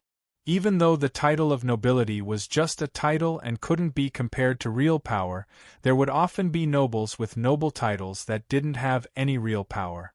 But, after all, the Emperor throwing out the title of Duke with just 1 sentence was too frightening. However, there were also people who rejoiced in others' misfortune. This Shaya is probably out of luck. This is the so-called blinded by greed. The Emperor threw out the title of Duke in exchange for Hastings's head. Who is Hastings? Odin's army's #1 general. Ever since he appeared in the world, the Byzantine army had suffered a lot. Who knew how many generals and valiant generals had fallen at Hastings' hands? Wanting to get Hastings's head in exchange for the title of Duke. Humph, this kid is asking for trouble. Hastings might even give his own head away before he could even get his hands on Hastings' head. However, there were also people who thought deeper. In addition to the title of Duke, His Majesty has another condition. Within 3 years, kill 30,000 of Odin's men and be conferred the title of Count. Count, although not as prominent as Duke, but once one becomes a count, one will have the qualifications to enter the core circle of the empire's power. Hastings is hard to kill, but to kill 30,000 of Odin's men in 3 years seems to be much easier. Not to mention, humph, in the army, indiscriminate killing of innocents is something everyone knows. However, they do not know if this Shea is a cruel and merciless person. If he is cruel and merciless, it is not impossible for him to kill 30,000 people in 3 years. Even if he is merciful and does not kill people, spending money to search for Odin's slaves, spending money to buy the heads, compared to the title of count, it is still a good deal. Everyone had different thoughts, but under the majesty of the emperor, they could only bow and agree. The Qigong emperor looked at the nobles nodding their heads and laughed. Then, he turned around and fell back into his chair, snoring loudly as he fell into a drunken sleep. The Qigong emperor was quickly carried away by the attendants.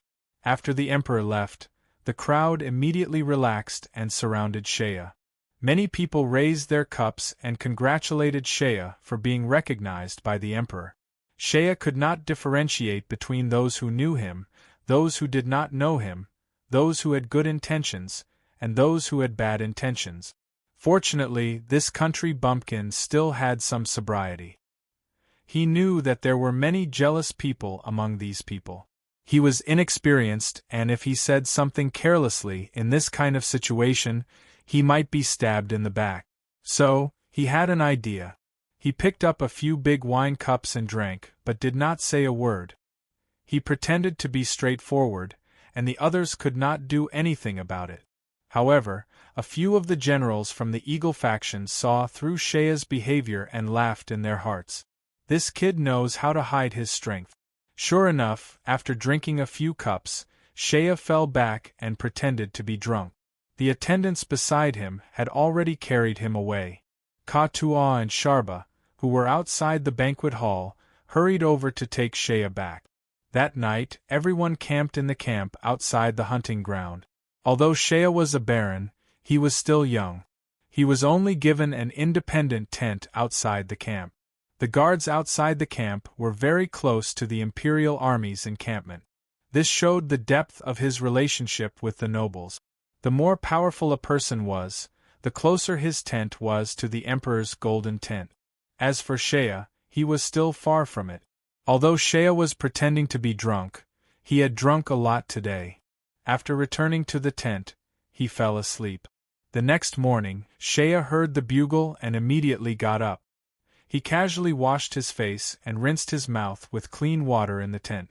Then, he put on his armor and went out. Outside, the first rays of the morning sun peeked out. The sky was half gray and half white. Most of the camp was still in a state of silence. Obviously, the nobles had partied until late last night.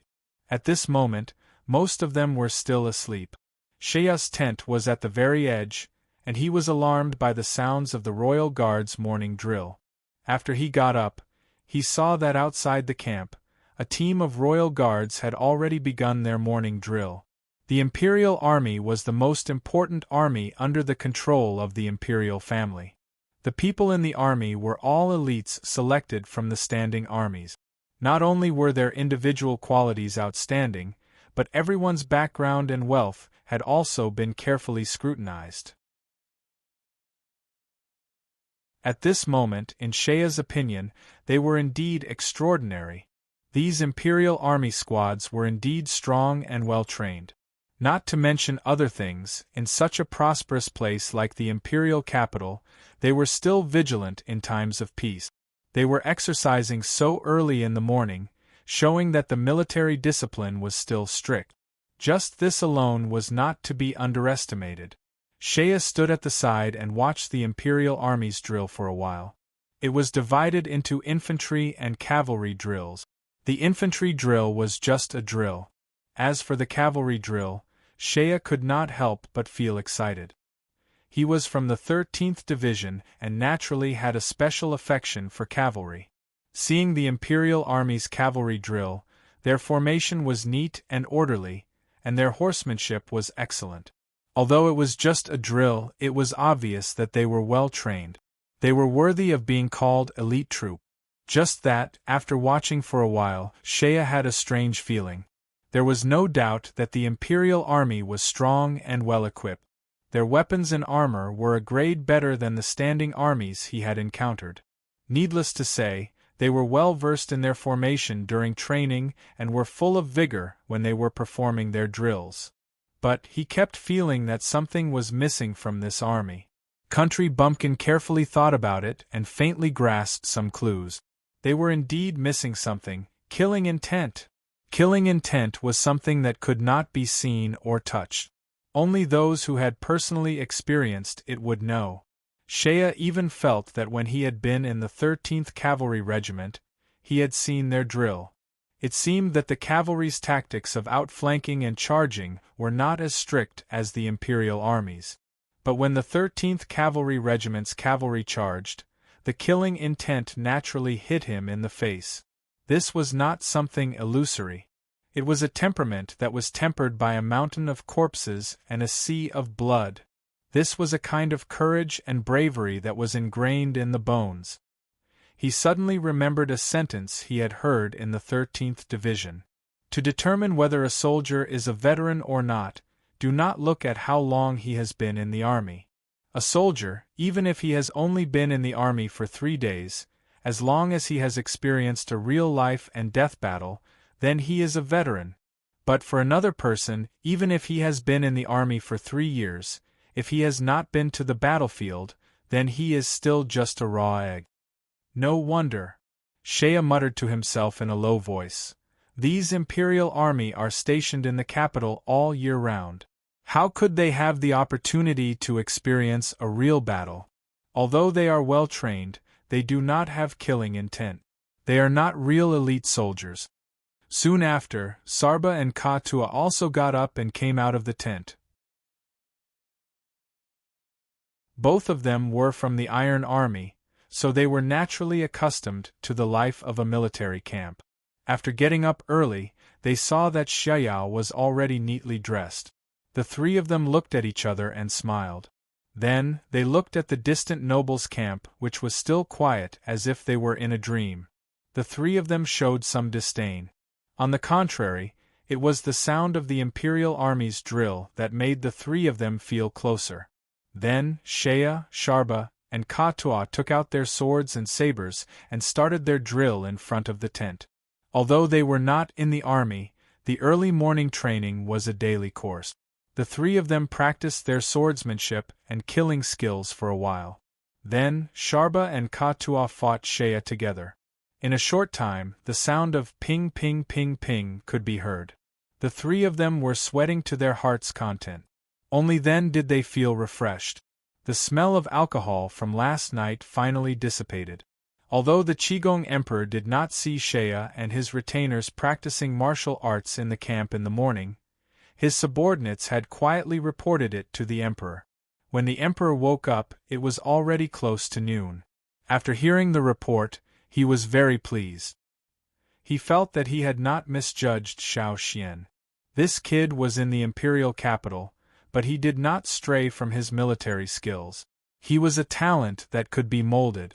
In the morning, the Emperor was drunk and asleep, so everyone was free to move around. Shea had been with the Emperor yesterday, and did not have the chance to hunt. He was a hunter, so it was inevitable that his hands were itchy. This morning, he took Sharba and Katua to the forest on horseback.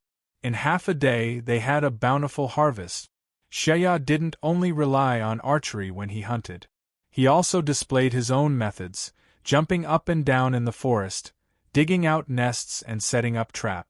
In the whole morning, he didn't even shoot a few arrows, but the prey he caught was far more than the sum of Sharba and Katua's combined.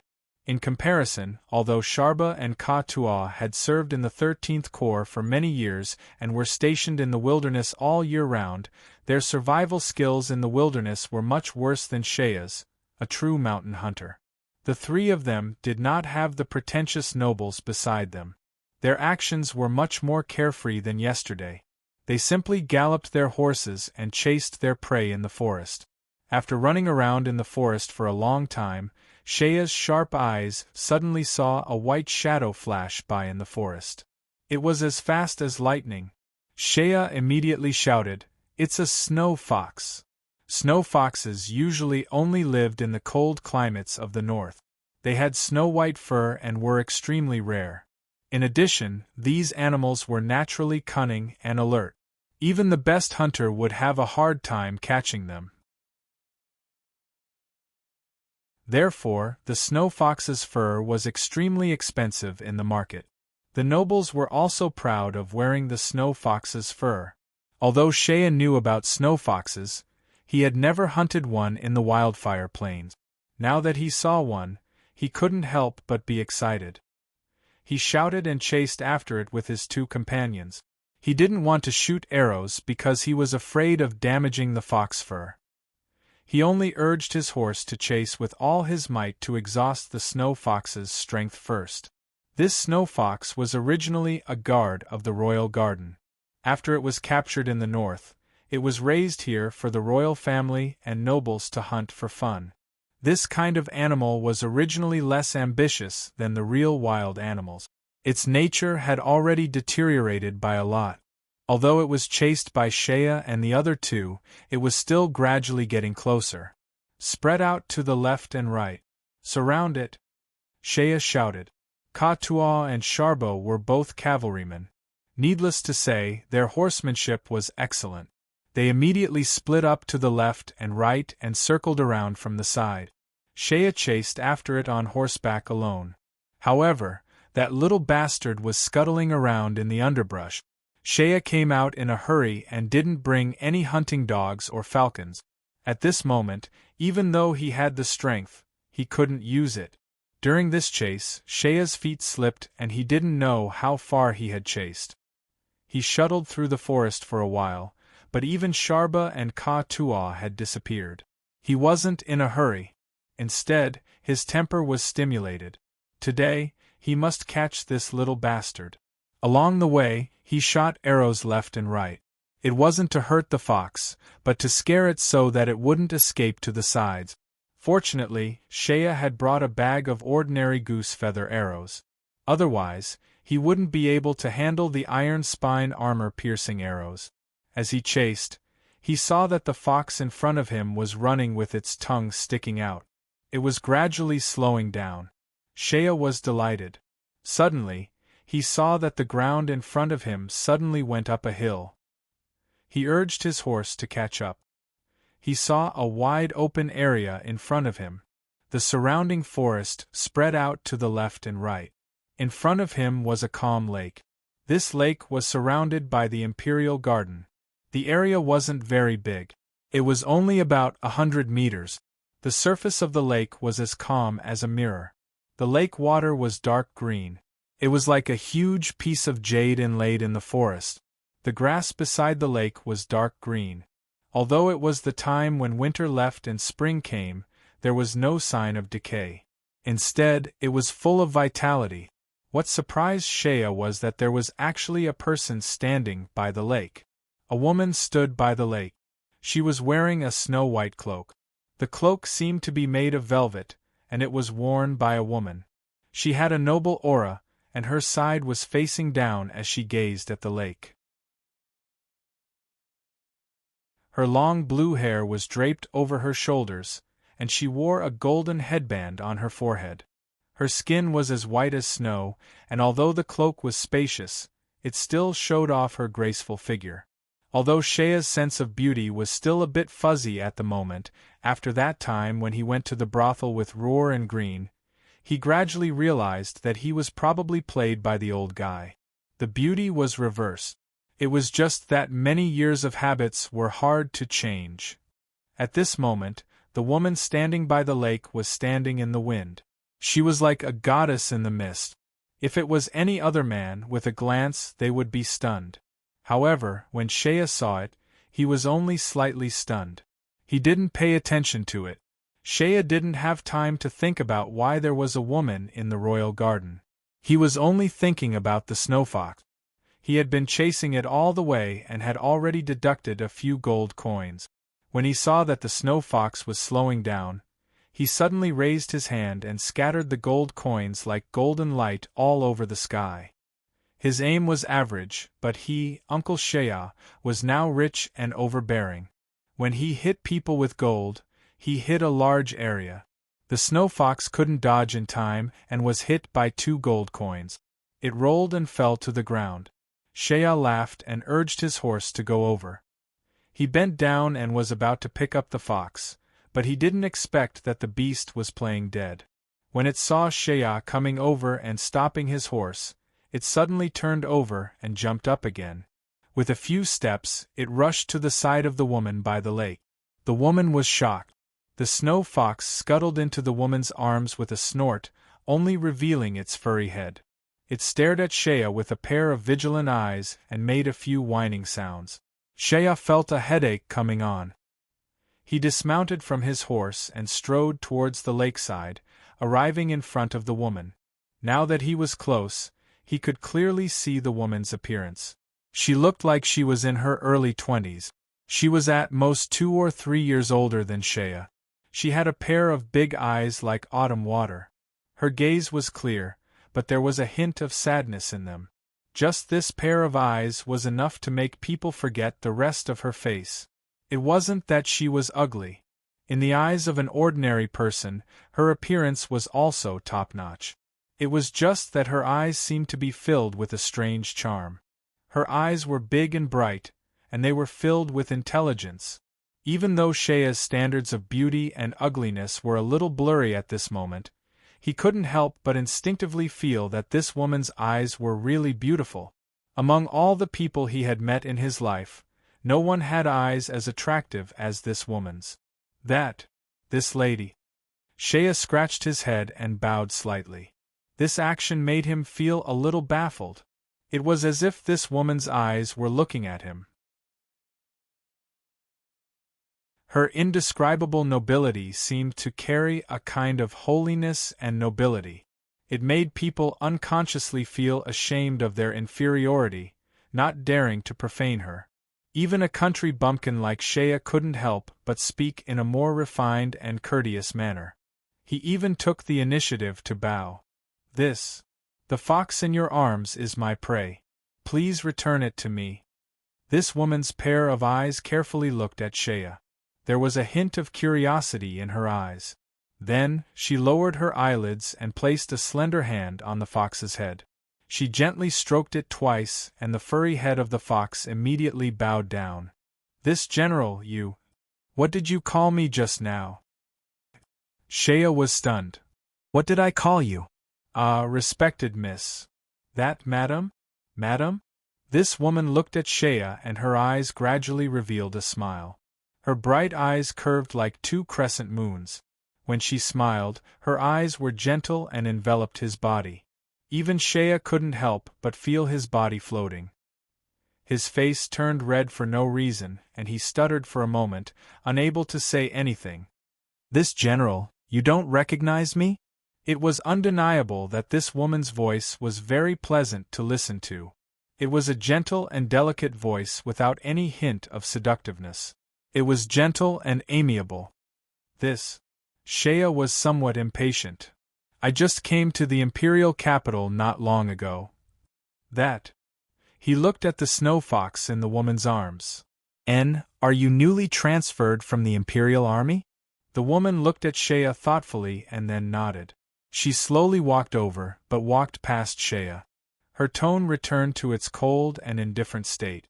When she mentioned the imperial army, she faintly revealed a hint of indifference. When she walked past Shea, she indifferently threw out a sentence. "Coincidentally, my horse ran away in fright. My servant went to chase after it, but left me here alone. You can send me back." These words were said casually, but it seemed to have a natural feeling. Shea was faintly unhappy. He looked at this woman's back. When this woman walked, her figure was graceful and moving. Especially the pair of long legs wrapped in the cloak, the curves were faintly discernible. Unfortunately, this country bumpkin Shea didn't know how to appreciate these beauties. At this moment, He was only thinking about the snow fox that he had chased for half a day. Seeing that this woman had hugged it and didn't have the slightest intention of returning it, she even ordered him to send her back? Damn, what do you think I am? Your servant. Shea was angry. He snorted, "Hey! Stop!" This shout startled the woman. Wu Ran turned around and frowned at Shea. Shea chased after her in large strides and said angrily, "You are so unreasonable. You snatched my prey, but you don't want to return it. Return it. I don't want to talk nonsense with you. Return it to me." After saying that, he stretched out his big hand to snatch it back. The woman was stunned. She didn't expect that there would be a man in this world who dared to be so helpless to her. Seeing Shea's big hand reaching out, she cried out in alarm. She hugged the snow fox and tried to dodge to the side. But how could a weak woman like her dodge when Shea made a move? However, this dodge only made things worse for him. Instead, Shea felt his hand grabbing the woman's bosom. When his palms closed, he suddenly felt a plump and soft thing. There was a plump and elastic thing in the softness. A big lump was held by him. This feeling. Shea's heart was at a loss. Subconsciously. Really, it was purely a subconscious action. The country bumpkin's hand even squeezed twice. Silence. A few seconds. Ah! The woman suddenly opened her eyes wide and screamed. Her body jumped back as if she had been electrocuted. Then, she staggered and fell to the ground. Continue to ask for votes. I need votes. Monthly votes or recommendation votes are fine. Brothers who don't have monthly votes, please help me give some recommendation votes. If you want to know the future, please go to www.chidian.com. There are more chapters. Support the author. Support the original reading.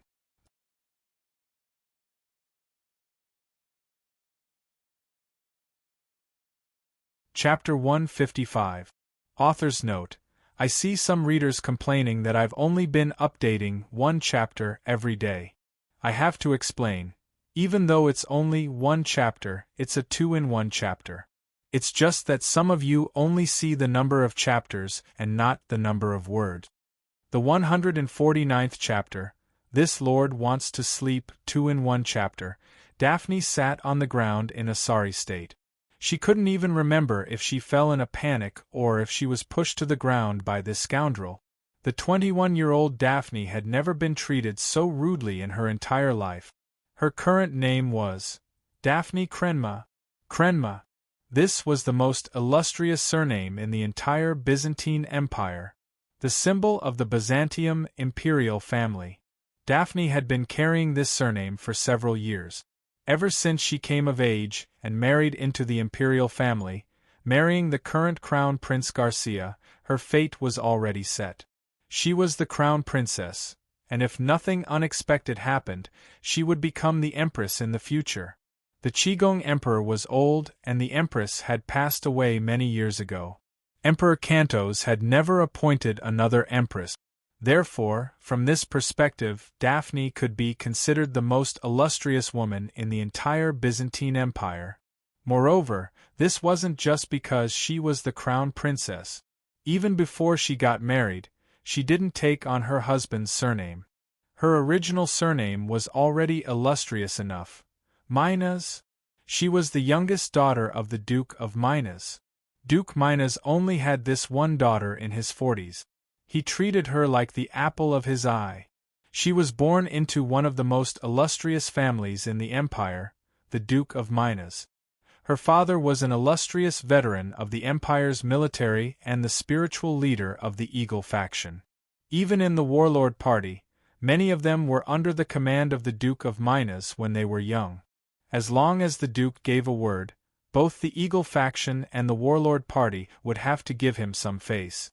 With such prestige, she could be considered the #1 person in the empire's military. Daphne was born in such a noble family and had been beautiful since she was a child. She was recognized as the #1 beauty in the noble circle of the empire. Ever since she had yet to reach adulthood, she had attracted the adoration of countless young nobles. Her subjects were like carps crossing the river. Regardless of whether they were nobles or military officers, as long as they saw her, they would fall head over heels for her beauty. She came from an illustrious family, and had such a powerful father. Even her brother was an outstanding talent of the new generation in the imperial army. Normally, he would be surrounded by countless flattery. Furthermore, after she was engaged to the royal family, others had long regarded her as the future empress. Thus, their words and actions were even more respectful. For a girl like her, not to mention being molested, she had never even heard a single frivolous word since she was young. At this moment, her breasts were actually touched by this damned young general? Daphne was so angry that her lips were trembling. Although she was unparalleled in beauty, and many young nobles regarded her as their dream lover, she had been strictly educated by the Duke of Minas since she was a child, and had always been extremely upright. In this life, even in her dreams, she had never thought that her body could be touched by any man other than her husband. But today, in this royal garden, she was alone by the lake. Her heart was already full of sorrow, and she did not know how much hidden bitterness there was in her heart. But she did not expect to be molested by someone. Shea was also stunned. He watched the woman fall to the ground and forgot to reach out to support her for a moment. He just opened his palm and stared at his palm again and again. It seems like I just touched something that I shouldn't have touched. If it were before, Shea might have been a little confused. But now, he was no longer a virgin and had some understanding of the matters between men and women. He knew that he had acted rashly and was greatly inappropriate. Damn it, touching a woman's breasts, does that count as being a hooligan? The country bumpkin was also a sly rascal. He rolled his eyes and made up his mind, play dumb? Thinking of this, Shea immediately retracted his hand and put on a selfless expression on his face. He said in surprise, Miss, why did you fall? He strode over with a calm face and reached out to support her. Don't touch me. Daphne's voice suddenly became a little colder. Her originally tranquil and gentle face seemed to be covered with a layer of frost. She gritted her teeth. Don't touch me. She struggled a few times, barely managed to stand up, and stepped back. The snow fox also fell to the ground. Seeing Shea approaching, the little beast knew to protect its master. It crouched on the ground and stood in front of Daphne. It arched its body and bared its teeth at Shea in a threatening manner, and screeched from time to time. Shea curled his lips and spread out his hands. Miss, I accidentally pushed you down just now. It wasn't intentional. It's good that you didn't fall, then.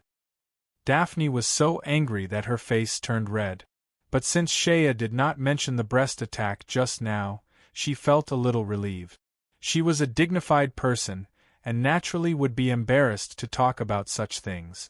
Shea not mentioning it saved her from embarrassment, but it made her feel even more disgusted with the young general in front of her. This person looks simple and honest, but is actually a cunning bastard. You took advantage of me just now, and now you're playing dumb. Daphne did not want to talk to such a person.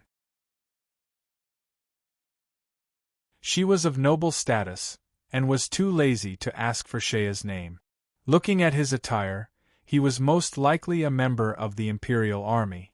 She would be able to find out when she returned. Shea looked at Daphne's expression and didn't say anything. Suddenly, he bent down, grabbed the snow fox, nodded to Daphne, and turned around to leave. After taking 2 steps, Daphne was furious. She trotted after him. You! Stop right there! ? Shea turned back. Daphne's face turned red. She pointed at the little beast in Shea's hand. Give it back to me. Shea scratched his head. Miss, I was wrong for pushing you down just now, and I apologize for that. This little thing is my prey, and I had to chase it for a long time before I could catch it. You! Daphne stomped her feet in anger. You're so unreasonable. This is clearly my pet. Give it back to me. Shea deliberately smiled. Your pet? The country bumpkin rolled his eyes. He did not really want the snow fox, but deliberately put on a show. He smiled and said, Well, I don't care if it's your pet or not. Just treat it as my apology for pushing you just now. I'll give it to you, and we'll write off what happened just now. As he spoke, he raised his eyes to look at the woman. Shea could also see that this woman was most likely a noblewoman from a rich and powerful family. Moreover, her temperament was quite honest, and she was not the kind of person who was mean and cunning. His slap just now should not have caused any trouble. Although he was not afraid of this kind of thing, it was better to have less trouble. It would be best if it could be calmed down. He was just continuing to pretend to be rude. In any case, he insisted that he gave the prey to her and forced her to promise to write off the matter. Noble children like him were always particular about their manners. Once they opened their mouths, they would not go back on their words. Moreover, this woman looked honest. As expected, Daphne's heart was filled with hatred. However, she was currently in an awkward situation. Her servants had gone to chase after her frightened horse. She was alone, so she was bullied by a bastard like Shea. She wanted to lash out, but he clearly did not know who she was. He wanted to snatch the snow fox away from her, and she could not bear to do so. She wanted to tell him who she was, but she refused. It was fine if they played dumb when he grabbed her just now, but if she told him who she was now, wouldn't it be even more embarrassing? After thinking about it, Daphne was so angry that her eyes turned red. She bit her lip and said, Give me back my snow fox, and we'll forget about what happened just now. Shea breathed a sigh of relief. He raised his hand and threw the snow fox to the ground. He bowed to the woman and then turned to stride away. Daphne hugged the snow fox from behind. She looked at Shea's back and was annoyed. At this moment, Shea was in a bad mood. He couldn't wait to run away, but since he had put on a magnanimous appearance, then he had to pretend to the end. If he suddenly ran away, wouldn't it prove that he was guilty? He strode to the side of his horse and mounted it. Then, he turned the horse around and slowly came back. He nodded to the woman on the horse and said, Miss, although this is the Imperial Garden, there are still wild beasts. You are alone, so you have to be careful. Humph, I don't need your concern. I have my own servants. They will be back soon. Daphne hugged the snow fox and looked at Shea. She was so angry that her chest heaved up and down as she took 2 steps back. Shea did not want to say anything else. He pulled on the reins and was about to turn around when, at that moment, however, Shea's ears suddenly twitched. He could faintly hear an abnormal sound coming from afar. He had lived in the mountains since he was young. His extraordinary senses were very sharp, like those of wild beasts. When he heard the strange sound, his heart tightened and a strong sense of vigilance rose. Wu Ran jumped up. Before he could say anything, Shea's face changed. Shio. The sharp sound of something piercing through the air. Shea shouted and he jumped down from the horse. As he was in the middle of the air, he saw a black-colored light piercing through the air. Its target was the woman who was hugging the snow fox. Shea's eyes instantly flashed with red light and a crimson killing intent burst out. Instantly, he felt his surroundings becoming sluggish. What he saw was a black-colored arrow flying through the air. Even the arc of its flight could be clearly seen. Bang! Shea spread open both his arms and threw himself onto the woman. The two of them rolled onto the ground. The arrow's arrowhead had seemingly brushed past Shea's cheek. He could even feel a faint pain on his cheek. The two of them rolled on the ground and the woman's soft body was pressed against his chest. However, at that moment, Shea was in no mood to enjoy the feeling of romance. He rolled on the ground 3 times with the woman in his arms. Then, he heard a painful moan coming from the woman beneath him. Daphne's face was pale and her mind was blank. She stared at Shea and thought, This bastard, he wants to, lie down and don't move. Shea shouted and pulled out his sword. Today, he had come out to hunt and only had an ordinary sword on him. The flaming fork was left on the saddle, and he had not used it. Now that he had jumped up, his eyes narrowed into slits and a cold glint flashed out. An iron spine armor-piercing arrow had been nailed to the ground where the woman had been standing. The tail of the arrow was not an ordinary goose feather, but a specially made iron feather. Shea immediately judged that to be able to shoot such an iron arrow, the other party's archery skills must be extraordinary. Other things aside, just the strength of her arm was extraordinary. Daphne, who was lying on the ground, finally saw the situation clearly. Originally, she thought that this young general had suddenly become lustful and wanted to molest her. But now she saw the arrow on the ground, and then she saw Shea's face.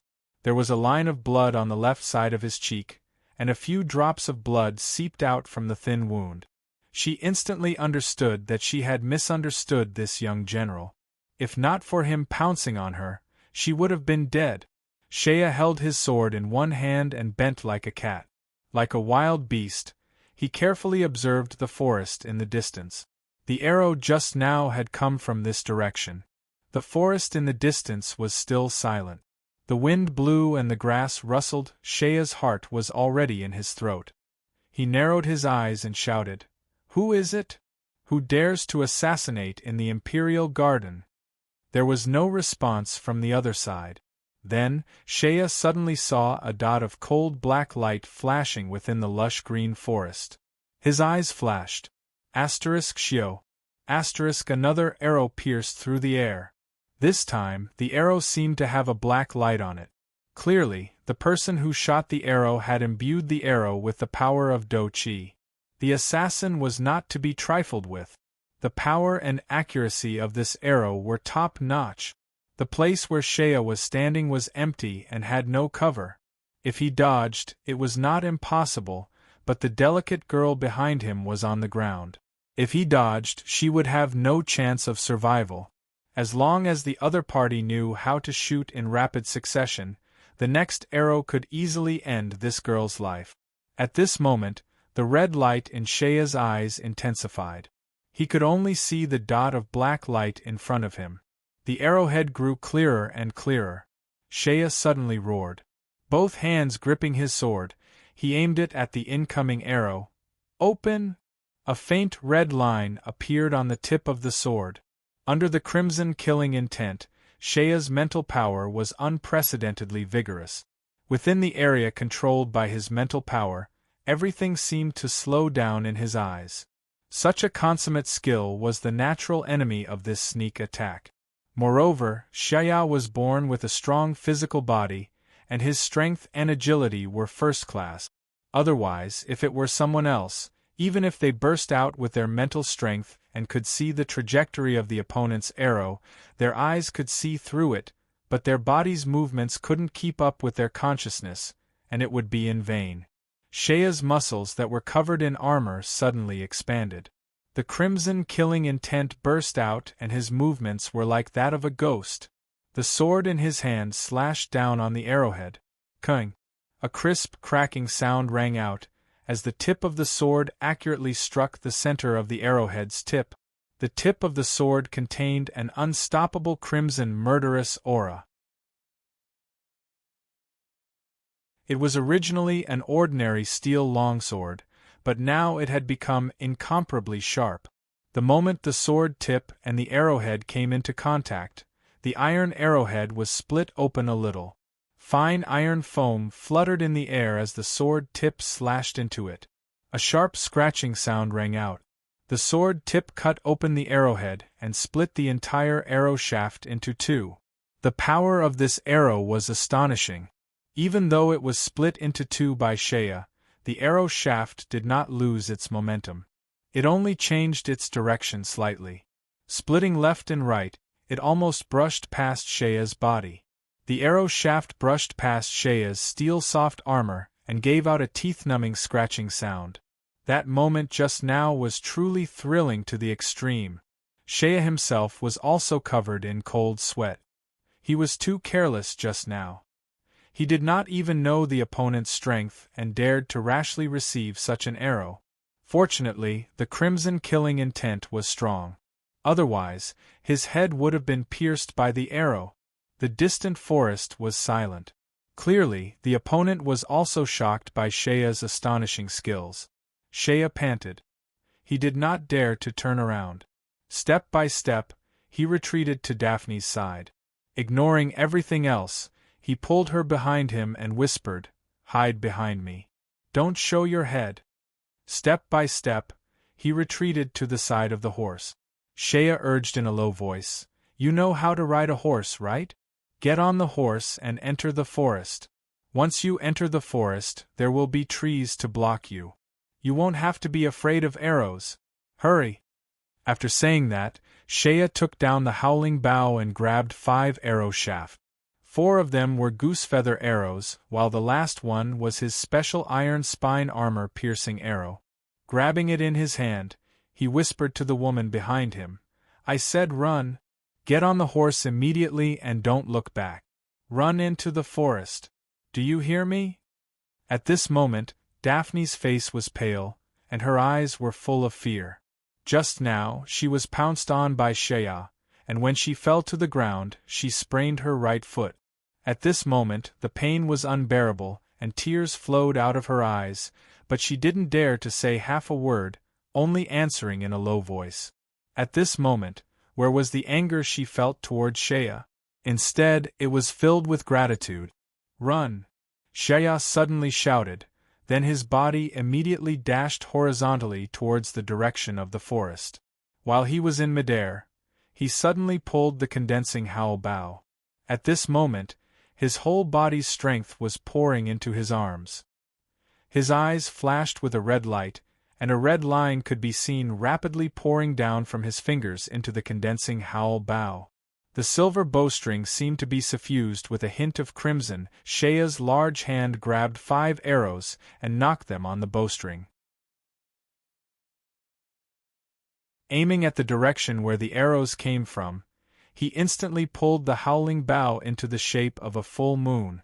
A faint humming sound could be heard from the bowstring as the bow was pulled taut. Shea's eyes widened and he roared into the distance. "Shio! Shio! Shio! Shio! Shio!" 4 goose-feather arrows shot out in rapid succession. 4 sharp arrows pierced through the air and shot into the distant forest. In truth, Shea did not know how to shoot arrows in rapid succession. However, he had seen others use it before. At this moment, he was learning from them. Relying on his great strength and the howling bow's valiant power, he was able to shoot 4 arrows in one go. Although his strength was sufficient, his accuracy was lacking. All 4 arrows were shot towards the distant forest. However, 2 of them deviated from their original course when they were pulled back. After shooting, they deviated by more than 10 steps. As for the remaining 2 arrows, they instantly shot towards the other end of the forest. With 2 thuds, one shot into a large tree, while the other shot directly into the forest. Just as Shea shouted run, Daphne had already flipped onto the horse. However, her legs were weak and she could not climb up the horse. After struggling for a while, she barely managed to sit on the horse. With a shake of the reins, she leaned on the horse's back and ran into the forest. Taking advantage of the time when Shea was shooting arrows, the horse quickly ran a distance away. As for Shea, he did not stop moving his feet while shooting arrows, barely keeping abreast of the horse. In any case, he did not intend to use these 4 arrows to injure the enemy. He only wanted to scare the enemy and buy time to escape. Sure enough, the enemy did not react to his 4 arrows at all. They were probably busy dodging. By the time they realized that Shea's arrows had deviated greatly from their original course, this bit of time was already enough. The horse was already less than 10 steps away from the forest. At that moment, half a figure suddenly flashed out from the distant forest. In that instant, Shea clearly saw the other party. They were dressed in green robes, and even had a green headscarf wrapped around their head. With clothes of such a color, it was no wonder they were not easy to detect when hiding in the verdant forest. The assassin was also anxious. Seeing that the target was about to enter the forest, he could not care less and could only stick his head out. Shea clearly saw that the other party was holding a large bow in his hand. The length of the bow was only one size smaller than his condensed howl bow. In an instant, the other party had fully drawn the bow. This time, the black light shot out like a bolt of lightning. The black light on the shaft of the arrow was like the flames of hell. Clearly, the other party had also used his ultimate move. Even when Shea used the scarlet murderous aura to observe the arrow, the speed of the arrow didn't seem to have slowed down by much under the mental power of the scarlet murderous aura. This was the moment Shea had been waiting for. The arrow was still flying toward Daphne. Shea, who was in the middle of the air, suddenly twisted his waist. With this twist, he was able to see his real skills. With the exception of someone like him who possessed a body so strong that it was almost heaven-defying, there was no one else who possessed such strength in the waist. This flexibility and explosive power was something that Shea had trained under the torture of the old man since he was young. Shea, who was in the middle of the air, was actually able to change his direction. With a twist of his body, he jumped onto the horse's back and sat down before Daphne. He used his own chest to block the enemy's arrow's path. 1. The black lightning bolt accurately pierced Shea's chest. The black flaming arrow tore apart the steel armor that Shea was wearing and viciously drilled into it. Shea felt his whole body shudder. The power contained within that arrow was astonishing. It made him feel as if he had been struck in the chest by an Odin Beast Soul Warrior's hammer. He felt pain in his chest and his vision turned black. A sweet taste gushed out from his throat. Thankfully, he had kept a piece of dragon scale on him at the very last moment and was able to block the fatal arrow.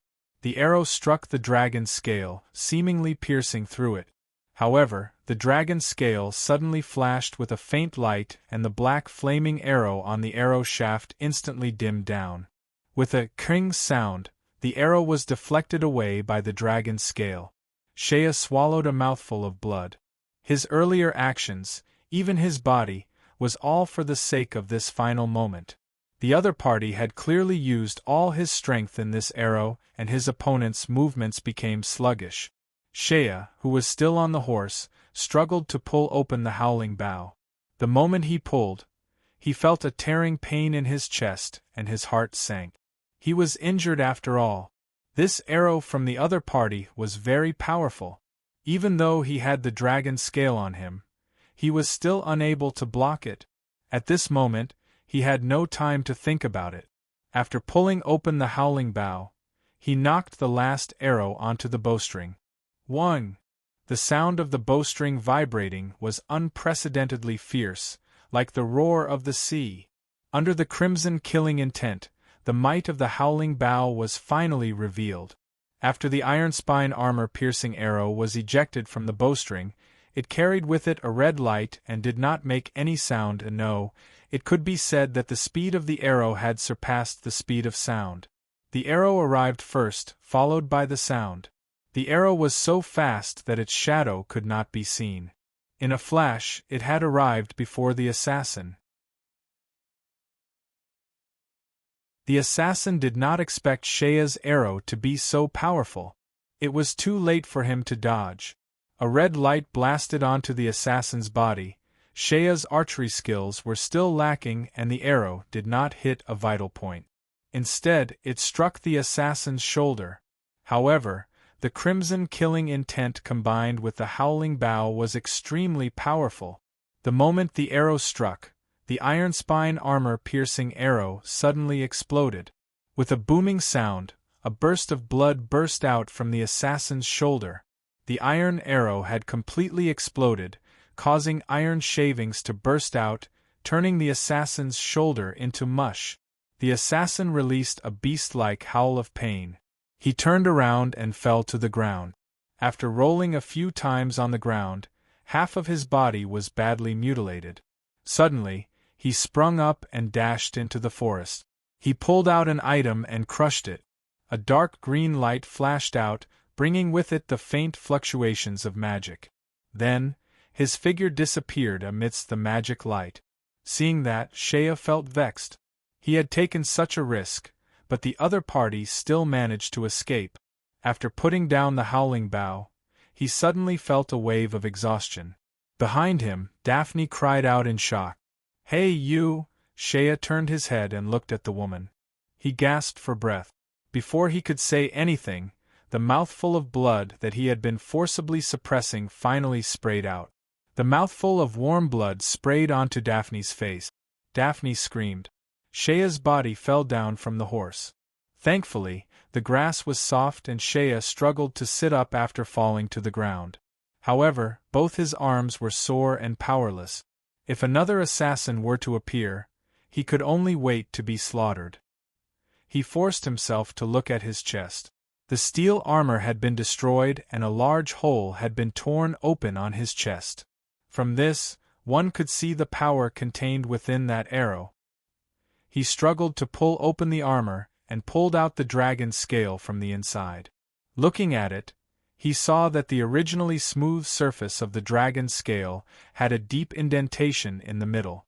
At the indentation, there was a small hole the size of a grain of rice. Shea stared at the rice grain-sized puncture for a few times before taking a deep breath. That was close. Son of a bitch. I almost pierced it. At this moment, after the crimson murderous aura burst out, the strength of the backlash came up. Shea immediately felt tired and fell backwards.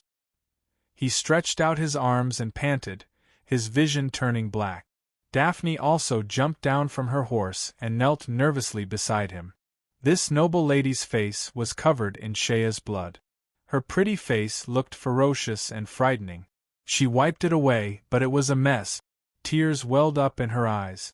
She didn't know if it was because of the pain from her sprained ankle or something else. She grabbed Shea's arm. "Hey you. General, are you okay?" Shea's voice was weak. "I'm fine, just F** King want to sleep. Requesting recommendation votes. Friends who don't have monthly votes, please help me with the recommendation votes. Otherwise, if the votes fall too far behind, it will be a loss of face." Little Five clasped his fist and begs for vote. "Thank you for your help." To be continued. If you want to know what happened next, please go to www.chidian.com. There are more chapters. Support the author. Support the original reading.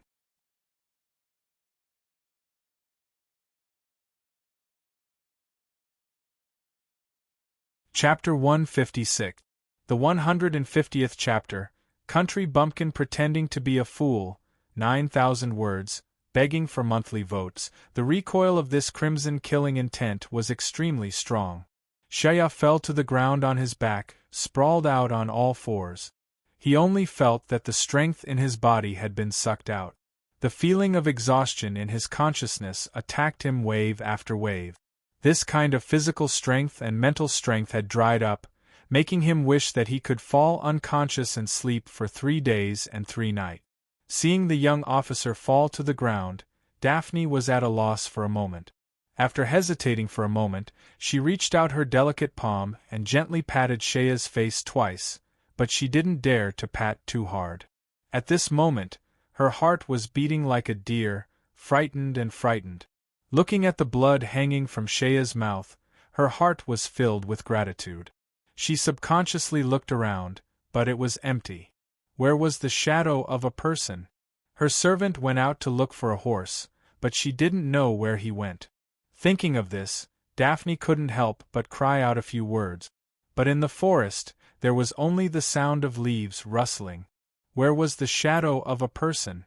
Seeing that Shea's movements were getting smaller and smaller, his breathing heavy, Daphne looked at the broken armor on Shea's chest. The ruthlessness of this arrow made her, a weak woman who didn't know any martial arts, feel aghast. Thinking back to when she was on the horse just now and saw the black light shooting towards her, her heart had already jumped into her throat. At that time, her whole body had stiffened, and that suffocating oppressive feeling not only made her unable to struggle or dodge, she couldn't even cry out. But then, this young officer who had taken advantage of her had actually blocked in front of her, using his chest to block the arrow that had shot towards her. At that time, this person was sitting in front of the horse. His broad and sturdy back was pressed against her chest, hard but solid. Daphne's heart was in a mess. Looking at the unconscious Shea, she bit the corner of her mouth and thought, "He saved me, he saved me. I will definitely repay him for his kindness." With that thought in mind, Daphne got up and ran toward the lake, ignoring the pain in her ankle. With every step, the pain was so excruciating that sweat dripped down her forehead and tears flowed out. She ran to the riverside and scooped up a handful of water, only to see the water leaking through the gaps between her fingers. Daphne gritted her teeth, a trace of embarrassment flashing across her face, but then she steeled herself, bent down, and with a rip, tore off a piece of her skirt and soaked it in the lake water. Only then did she return to kneel beside Shea. Gently wringing her hands, the water from her skirt sprinkled evenly on Shea's face. Shea, who was in a daze, was suddenly stimulated by the cold water.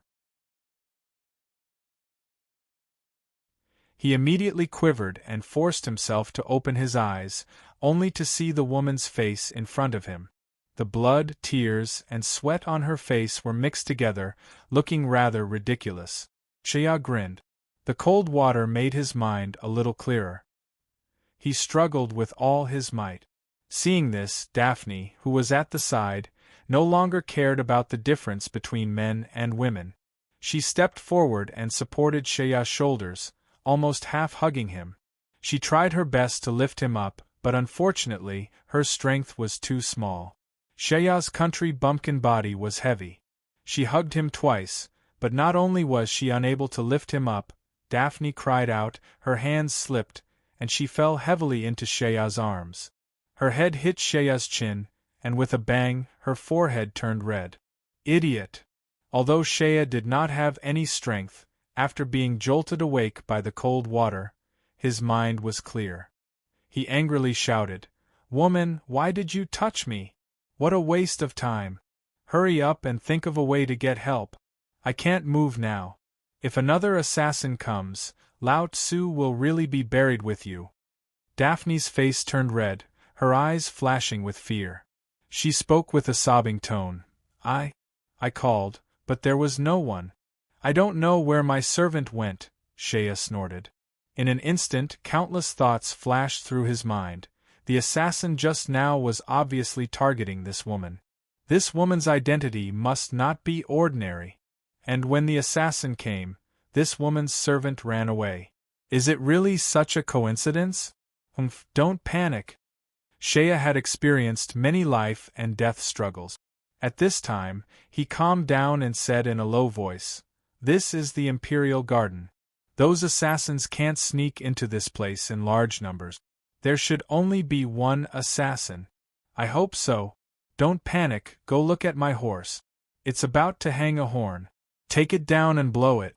There will naturally be Imperial guards patrolling the garden. When they hear the horn, they will attract people." Daphne did as she was told. She got up and staggered to the side of the horse. Sure enough, she saw a bull horn hanging behind the saddle. She took it down and returned to Shea's side. "What are you looking at me for? Blow it." Shea did not know whether to laugh or cry. He glared and scolded. "What are you spacing out for?" Daphne had never been spoken to so harshly in her life. Even if it was her husband, the Crown Prince Garcia. Although the two of them had a strange relationship, Garcia had always scrupulously abided by etiquette and had never spoken harshly to her. At this moment, being ordered around by this young officer, she did not feel any disgust in her heart. She only felt that he had saved her life. At this moment, everyone was in danger and she was too useless. His attitude was not strange. She held the horn to her mouth and hesitated for a moment before biting it with her soft, rosy lips. She puffed up her cheeks and blew hard on the horn, but she didn't hear the expected loud and clear horn sound. Instead, she heard the sound of air leaking. This sound, if one listened carefully, seemed to be some kind of indecent sound made by an ordinary person. Daphne was stunned. She froze for a moment, then puffed up her cheeks and blew again. However, she blew until her heart was racing and her vision was blurry. Only a few puffing sounds of air leaking could be heard. On the side, Shea's eyes were wide open as he watched the woman pouting her small mouth and puffing out her cheeks while vigorously blowing the horn. The country bumpkin stared blankly for a moment, and finally couldn't bear it any more. Although his body was weak, he couldn't help but twitch on the ground. If he could move, he would have laughed wildly while holding his stomach. Even so, the muscles on his face were twisted into a ball, and he laughed until he almost died. Daphne's face flushed red with shame. She had received a strict education since she was a child. She was proficient in court etiquette, flowers, music, art, and so on. But even if she had learned music, she only knew how to play the harp, organ, and other elegant instruments. How could she know how to play this kind of military horn? Seeing that Shea was about to cramp from laughing, her face was so red that it was almost dripping blood. She lowered her head and stuffed the horn to Shea. Let me play it." Shea groaned twice. He had suffered internal injuries, but he could not help but laugh wildly. There was a faint tearing pain in his chest. Seeing that Shea's hands were powerless, Daphne brought the horn to Shea's mouth and let him bite it. Suddenly, a strange look flashed across Daphne's eyes and her hands trembled. She had blown the horn for so long that there was some of her saliva on it. Now that this fellow was holding it in his mouth, something seemed wrong. Shea did not think too much about it. He wrapped his mouth around the mouthpiece of the horn, took a deep breath, and exhaled. Woo! The sound of the horn rang out, startling several birds from the edge of the forest. The sound of the horn spread far and wide. After making a noise, the two of them relaxed. Shea tilted his head and fell to the ground, gasping for breath. Daphne looked at Shea and hesitated for a moment. Then she whispered, Just now, thank you. If not for you, I'm afraid I would have died." Shea gave a humph and did not hold back. He lazily said, "Consider it a coincidence. Lao Tzu happened to run into you. I can't just stand by and watch you die." Looking at Shea, Daphne felt that this guy was speaking rudely, which was something rarely seen in her life. Even though he was an officer of the Imperial Army, she had seen many officers of the Imperial Army, and all of them had undergone strict training, so their manners were restrained and polite. How could they be compared to this guy's mischievous appearance?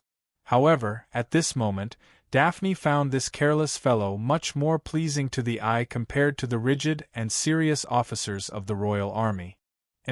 Please tell me your name." Daphne thought for a moment. "I must repay the favor of saving my life. Are you an officer of the Royal Army? Which general do you serve?" Shea chuckled and waved his hand.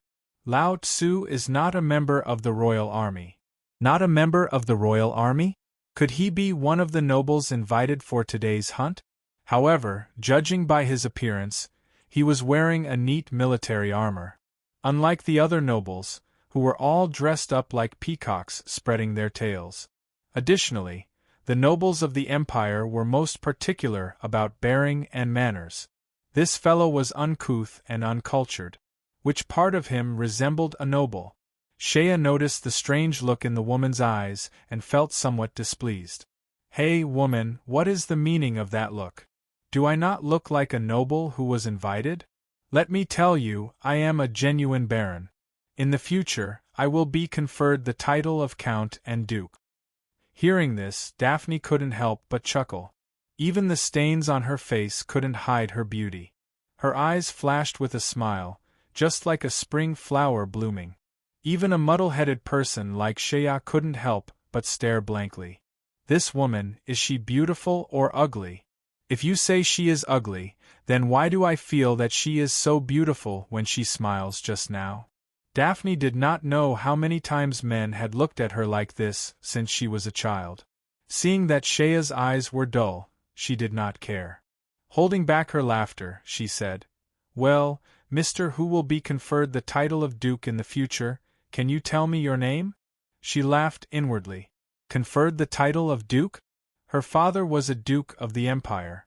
Naturally, she knew that to be conferred the title of Duke, one had to make a great contribution. Since the founding of the Empire 1,000 years ago, how many dukes have there been? This young man did not know the immensity of heaven and earth, and was full of big talk. What he did not know was that the person standing in front of him was the daughter of a duke. Me? My name is Shea, Baron Shea Thunder. And you can call me that. Shea sighed and rolled his eyes. What about you? Miss, since I've saved your life, can you tell me your name now? Daphne hesitated for a moment. The doubts in her heart were thrown away. She looked at the young officer and whispered, "You really don't recognize me?" Shea laughed. "Are you very famous?" Daphne was speechless.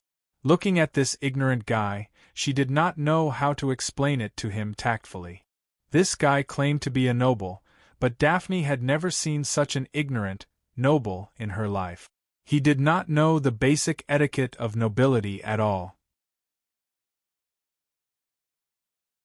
In the imperial capital, even if there were nobles who had not seen her before, who did not know the rules of the annual imperial garden hunt.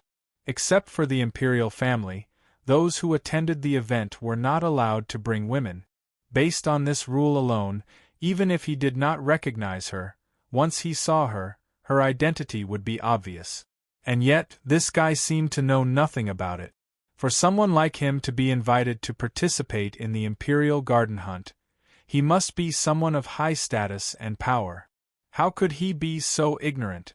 Even if he did not know the rules, when ordinary nobles in the imperial capital saw her attire, a golden badge on her velvet cloak, that was the symbol of a member of the imperial family. And this guy did not recognize her? Sighing, Daphne whispered, "All right, I'll tell you.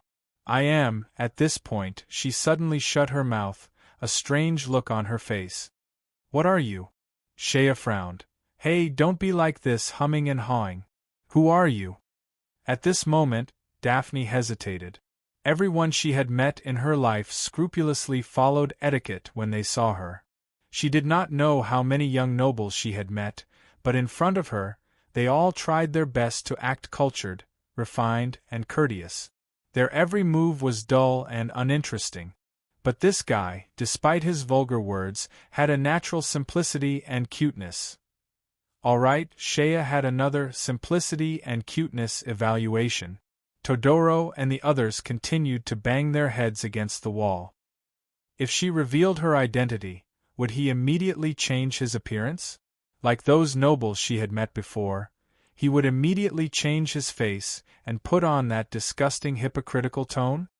"My name is Daphne." As she spoke, Daphne looked at Shea. Seeing that there was no reaction on Shea's face, she sighed in relief. My father is a noble."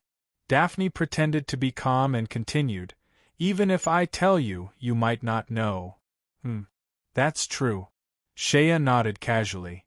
"Lao Tzu didn't know any of the nobles in the imperial capital yesterday. Now, although I've seen a group of them, I only remember 2 or 3 of the names mentioned yesterday. One of them is called Moliak. I think he's a count or something.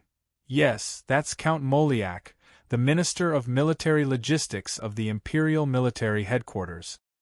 He's His Majesty's in-law." Daphne instinctively blurted out. Shea's eyes lit up. "That's right, that's him. This guy's brain is full of fat. The Minister of Military Logistics. Looks like he's made a lot of money." As he spoke, he looked at Daphne from the corner of his eyes. "You know these people's identities very well, unlike me who doesn't know anything." Daphne did not want to talk about this topic, so she looked at Shea. "What about you? Your Excellency Baron Shaya Laming. Did you just arrive at the imperial capital? Pausing for a moment, Daphne pondered carefully for a moment before muttering to herself, Shaya Thunder, this name sounds familiar. It's you. Her pair of bright eyes suddenly widened as she looked at Shaya in shock. Shaya laughed and puffed out his chest. Looks like you know my name too, huh? So Lao Tzu is now so famous. Not bad. From the looks of it, you know who I am. You've probably heard the rumors about Lao Tzu killing Prince Odin and injuring Hastings. However, Daphne's face was strange. She knew about Shaya, but it wasn't because of his achievements in the military reports, but because she remembered that a few days ago she had seen her husband, the Crown Prince, Garcia, become enraged after receiving a secret report from his study. That day, Garcia seemingly went mad and smashed everything in his study. In the end, he even said something while gnashing his teeth. It was as though he had mentioned the name Shaya Thunder. Later, Daphne secretly made some inquiries and found out that in this war, her husband had sent Bonfreet to the front lines. In the end, for some unknown reason, Bonfreet was killed. It was said that the cause of death was related to this Shaya Thunder. Despite Daphne's illustrious background, she was the only one who knew how miserable she was. She was the crown princess in name, but this crown prince, Garcia, in the aristocratic circles of the imperial capital, even a deaf person had heard that he liked men and did not like women. Before she married him, she had heard such rumors. However, how could a woman of her background decide her own marriage? The marriage alliance between the Minas family and the imperial family was based on political considerations. Moreover, among the aristocrats there were many who liked men. The aristocrats of the imperial capital had many handsome men and women at home. It was not unusual. But after they got married, Daphne came to realize that her husband was a complete rabbit. He liked men and had no interest in women. Usually, he would not even let any woman of the opposite sex touch him. Later, she gradually found out that since His Highness the Crown Prince was 10 years old, he had dismissed all the female attendants by his side and replaced them with young and handsome men to serve as his attendants. After marrying the Crown Prince for a few years, the number of times they had eaten at the same table could be counted on one hand. In the beginning, she had some fantasies in her heart. After all, when a woman married, she always hoped to be doted on by her husband. Although Garcia had some problems, his character and manners were first class. Daphne had some fantasies in the beginning, hoping that her beauty could move the Crown Prince's heart. However, after a few attempts, the Crown Prince was not even willing to touch her finger. Not to mention sharing a bed, they had not even held hands more than a few times. All the girls in the world, regardless of their status or age, were always filled with romantic fantasies about love. Naturally, Daphne was no exception. She had not yet reached adulthood, but in her heart, she had always longed for her future lover to be an extraordinarily handsome and peerless figure. She had never thought that she would be married to a complete rabbit. Her title as the Crown Prince's consort for the past few years was only in name. However, with her status, no matter how much she suffered, she could only cry secretly in the middle of the night when there was no one around. She did not dare to say a word to others. Therefore, Daphne was naturally very familiar with that Bonfreet. This person's name, when she heard it before, was always associated with her husband. The two of them came and went as a couple. This Bonfreet entered and left the Crown Prince's palace without any restrictions. In fact, there were many times in the palace where she acted like the mistress. As the official Crown Prince's consort, she naturally suffered great humiliation. She had also returned home several times to find her old father, the Duke of Minas, to complain tearfully. However, although the old Duke loved his daughter very much, he had always refused to annul the engagement. Although she understood her father's difficulties, she was a girl and did not understand so many national affairs. Occasionally, when she thought about it, she would feel deeply sorrowful. Could it be that, for men's national affairs, they had to sacrifice the happiness of a weak girl like her? Although she deeply hated the Crown Prince, Garcia, she did not dare to show the slightest bit of resentment. She only felt endless disgust towards that arrogant Bonfrite in front of her. At this moment, looking at Shea, Daphne's eyes became more amiable. She sighed. So it was you. Sigh, I should have known it was you. I heard that Bonfrite died because of you, right? Shea immediately glared and shouted, Hey! Miss Daphne, you can't talk nonsense. Bonfrite was assassinated by Hastings single-handedly at the Wildfire Town garrison residence. Hundreds of people saw it with their own eyes. But it has nothing to do with me.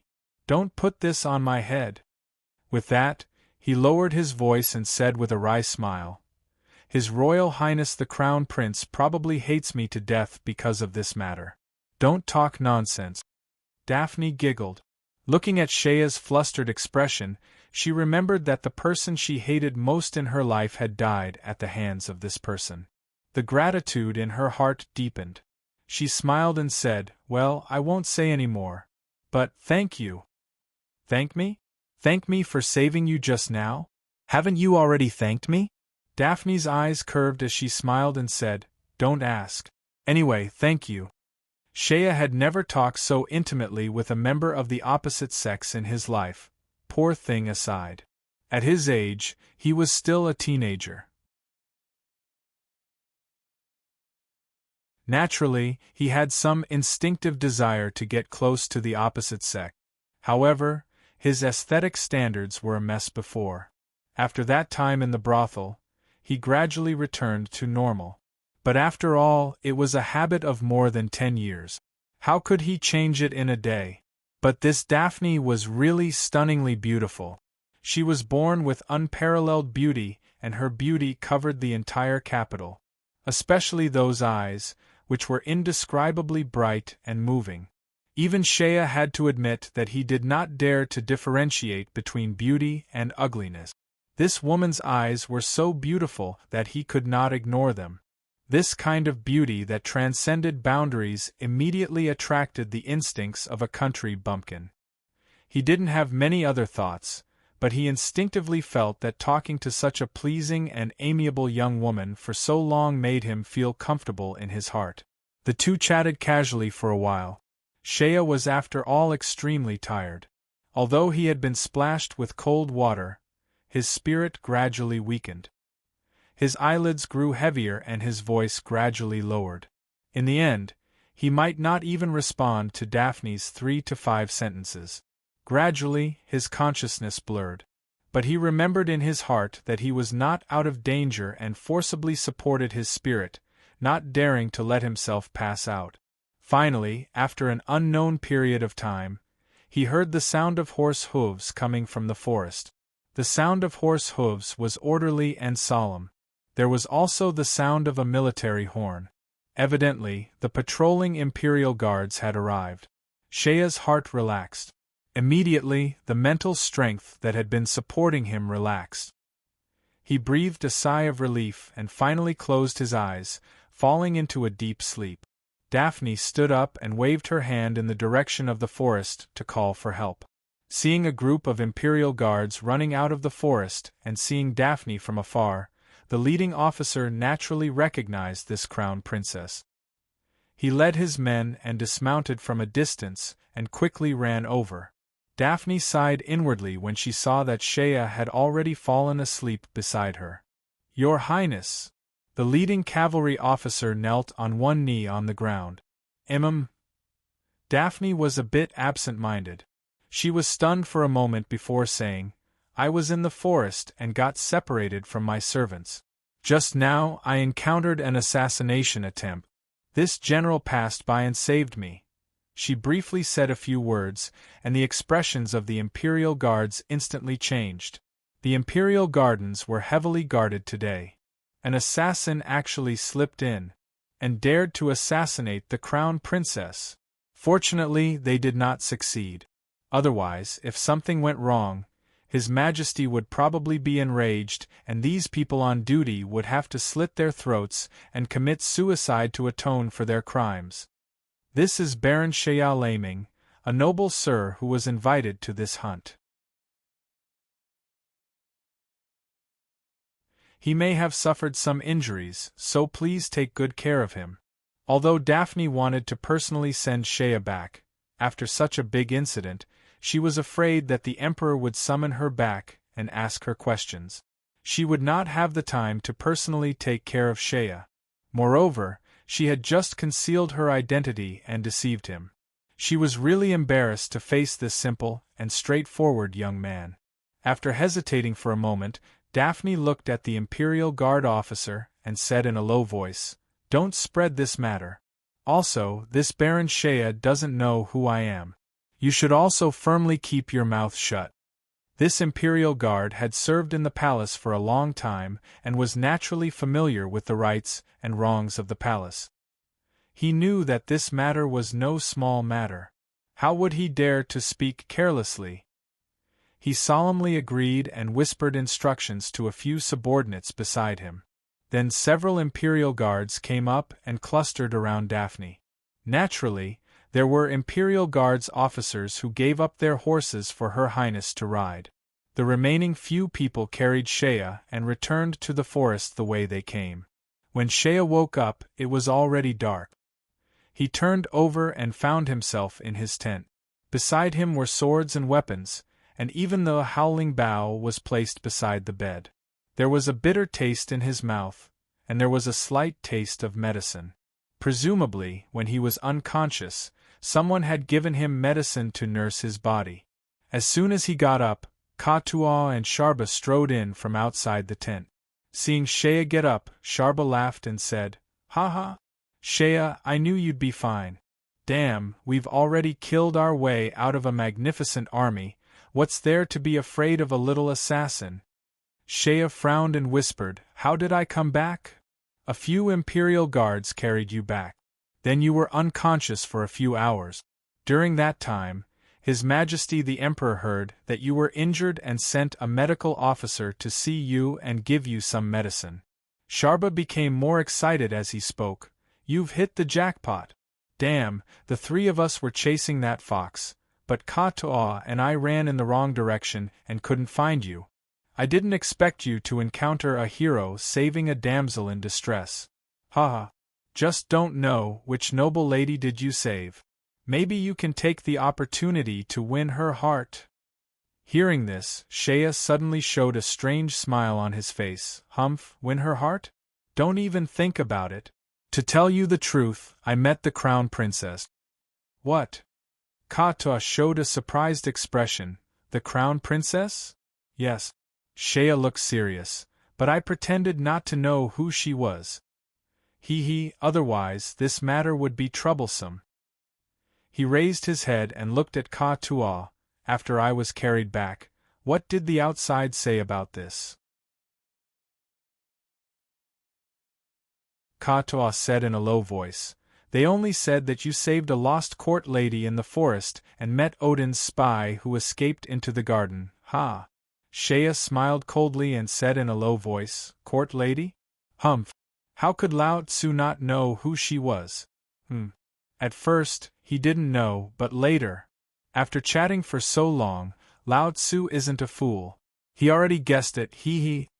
Sharba opened his mouth and was about to say something, but Katua next to him was a meticulous person. This military smuggler pulled Sharba and ran out of the tent to take a look.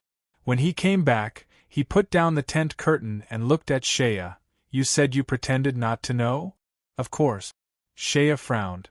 "This matter is not simple. The Crown Princess was assassinated." "How big of a matter is this? Moreover, when I met her, she didn't have a single servant with her. Although it was a coincidence. How can there be so many coincidences in this world? Although I don't know much, it's best that we don't get involved in the imperial family's secret matters. If we get involved, it'll be troublesome." I could only laugh it off with her and continue to pretend to be a hothead. He looked at his two brothers and said in a low voice, Therefore, no matter who it is, they won't drag me into this matter. Because I don't know anything. Otherwise, if I knew she was the crown princess, why would I save her? More importantly, why would I appear there so coincidentally? Although I have a clear conscience about these matters, if others ask, I can't explain it clearly. Once I can't explain the secret of the imperial family's assassination, it'll be troublesome. So I might as well pretend to the end. Shea's expression was grave. The imperial palace will definitely order for this matter to be sealed. The assassination of the crown princess is such a big matter. Unless they can find out the truth, they will definitely find a way to suppress it. Damn it, I already thought of this at that time. What if the emperor is ruthless and kills everyone who knows about this matter? Does Lao Tzu still want to live? But since the emperor sent a doctor to treat my injuries, then he won't kill me to keep my mouth shut. I think that the imperial palace will also try to sound me out and give me a few knocks. Humph humph. Luckily, Lao Tzu kept pretending to be a fool at that time. As long as the crown princess herself believes that I don't know who she is, then the emperor will believe that I have nothing to do with this matter. Even if he wants to keep his mouth shut, he won't be able to do it to me. Ka Tua frowned. Assassinating the crown princess. What's the use of assassinating a woman, even if she has a noble status? Now, there are so many influential people here, even the emperor himself is here. To target a woman, the purpose? Shea immediately said, this matter has nothing to do with us. We don't know and don't need to think about it. No matter who she is, it has nothing to do with us. We can't get involved in this kind of trouble, not even a little bit. If someone asks, I'll continue to pretend to be a fool until the end. If I can't continue to pretend, I'll pretend to be suddenly enlightened. That's right. Ka Tua and Sharba both looked at each other. Ka Tua sighed. Shea, I originally thought you were just a country bumpkin. Now it seems that you're simply a fox that came out of the mountains. Shea laughed, but he was also a little anxious in his heart. Was it a blessing or a curse that he got involved in this trouble? Even if he pretended to be a fool after saving the crown princess's life, it would be embarrassing for him to not express some gratitude to the imperial family, right? Sure enough, Shea guessed correctly. Just a moment after he woke up, a palace attendant came in from outside and brought the emperor's order. Baron Shea, His Majesty orders you to go and have an audience immediately. The palace messenger obviously did not know the situation. He smiled easily. Baron Shea is now deeply favored by His Majesty. Please take care of him in the future. Shea smiled faintly and glanced at Ka Tua in the tent. Ka Tua immediately took out a gold cake and stuffed it into the palace messenger's hand. Then Shea simply put on his clothes and got up to follow the palace messenger to the big tent where Emperor Kantos lived. Damn it, I killed the crown prince's boy toy, and King pinched his wife's breasts. This hatred is getting bigger and bigger. Could it be that she deliberately lured Lao Tzu to the door, and then caught him and beheaded him? Well, it shouldn't be. As a woman, she would be embarrassed to say that Lao Tzu pinched her breast. Besides, I saved her life. She looks like a kind person and won't harm me. Sigh, this crown princess, her eyes are really beautiful. Damn it, that crown prince is simply an idiot. He doesn't cherish such a seductive wife, but likes to play with rabbits poking chrysanthemums. Tui. So King disgusting. Votes are up, everyone, look at your account. If you have votes, vote for me little 5, I'll take the gong. To be continued. If you want to know what happened next, please go to www.chidian.com. There are more chapters. Support the author. Support the original reading.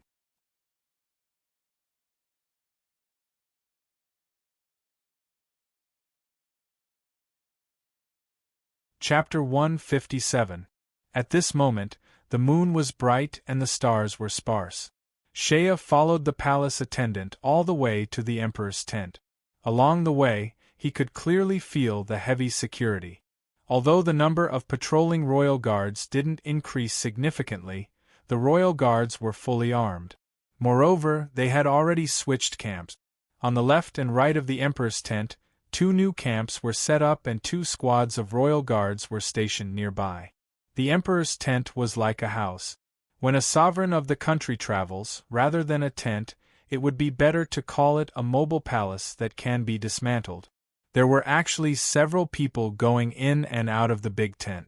The guards on both sides were obviously elite warriors, emitting a baleful aura.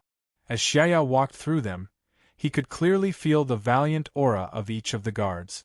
These days in the imperial capital, he had heard some things about the royal family. It is said that the most trusted personal guards of the emperor were called Dark Knight Imperial Forest, or something like that. When Emperor Cantos saw Shea walk in, he didn't get up. Instead, he leaned on a soft couch. The emperor's face still had a tired expression. Clearly, the drunkenness from the day before was a great burden to the old and weak Qigong emperor. Even after a day and night of rest, the emperor's spirit still hadn't recovered. When Shea walked in, he looked at the old man and could clearly see the weakness on his face. Seeing Shea walk in, the emperor sat up a little straighter. Then, he raised his hand and dismissed the attendants in the room. Soon, there was only one person left by the emperor's side. When Shea first met the emperor, he saw the ordinary-looking middle-aged man behind the emperor. This middle-aged man was still like the emperor's shadow, quietly standing in the corner. Shea only glanced at the middle-aged man and then stood up straight. "Your Majesty, I'm here." The emperor raised his eyelids and a smile appeared on his face. "Shea, I heard that you were injured today?" "Yes." Shea was nervous, but his face pretended to be calm and relaxed. Without waiting for the emperor to ask, he began to talk about how he had brought people into the forest to hunt, how he had chased after a snow fox, how he had gotten lost with his companions, how he had come to the lakeside, how he had coincidentally met a young lady, and how he had coincidentally stopped an assassination attempt. When it came to the assassination, Shea's tone became serious. He described the assassin's appearance and skills in detail. "That person's archery is extremely powerful. He used a longbow and an iron spine heavy arrow. Such an archer must have amazing arm strength, and he seems to be very good at hiding in the forest. Your Majesty, I am a hunter born in the mountains, and I can see that he is also a veteran." The emperor listened quietly and did not comment. He seemed to be in a daze and did not immediately say anything. Today's events were indeed strange. Emperor Cantos was not surprised by the assassination attempt. Even he himself had encountered countless assassination attempts in his life. However, the assassination target was his own daughter-in-law. This was somewhat complicated. In any case, if it was an enemy, then he should be the first target. Moreover, the strangeness of this matter was, it just so happened that Daphne had come to the imperial garden to relax. It just so happened that her horse was startled and lost. It just so happened that her servant ran out to look for the horse. It just so happened that she was left alone by the lakeside. How could there be so many coincidences? Frankly speaking, when he first received the news, Emperor Cantos even had some doubts about Shea. It just so happened that Shea had coincidentally encountered the assassination attempt. The imperial garden occupied a large area. Even if he had gotten lost, he could have gone anywhere. How could he have coincidentally encountered Daphne? Stopping an assassination attempt? Was it intentional or unintentional? One could not blame Emperor Cantos for his suspicions. With his identity and status, he had experienced too much in his life. When he encountered something, he had to think more. He had also asked Daphne in detail, but Daphne had said very clearly, "Baron Shea does not know my identity. I only told him that I am a noble's daughter. This baron does not seem to understand the rules of the hunt, so he does not know my identity. If Shea had deliberately found someone to put on a show to gain credit for saving the crown princess, then he should not have pretended not to know the identity of the crown princess. Otherwise, where would his credit come from? Moreover, Emperor Cantos also did not believe that this young man whom he valued was such an unbearable fellow from the bottom of his heart. This fellow was born in the mountains, and should not have any hidden power. To invite a powerful assassin to infiltrate the imperial garden and cooperate with him to put on such a show. Shea did not have such power. Then, was it a coincidence? The team of imperial guards that had rescued the two in the forest today had been immediately called back to the city by the emperor with a strict order to keep their mouths shut. As for Crown Princess Daphne's servants who had left the forest to look for horses and left the Crown Princess alone by the lake, they had all been arrested by the emperor's secret order and interrogated. The result of the interrogation was that 2 of the servants had committed suicide out of fear of punishment. In the end, they did not leave behind any valuable clues. Then good, at least this meant that this matter had nothing to do with Shea. Those 2 servants of the Crown Princess had been with Daphne for many years. A few years ago, Shea was still hunting in the mountains. The emperor was lost in thought. Shea stood there quietly and did not speak, quietly waiting for the emperor to make a move. Finally, the emperor was silent for a long time before he sighed softly and sneered. It is easy to dodge a spear in the open, but difficult to guard against an arrow shot from the dark. Humph, Shea, you have worked hard today. I heard that you were hit by an assassin's arrow. Seeing that you are fine, I am relieved. Pausing for a moment, the emperor said faintly, "The girl you saved is someone who is closely related to the royal family. She is a member of the royal family. However, don't mention this matter again. No matter what you saw or heard today, keep it to yourself. Do you understand?" Shea nodded solemnly and breathed a sigh of relief. "Good, it seems that this matter has nothing to do with me. Humph, I have encountered many assassinations in my life, heh.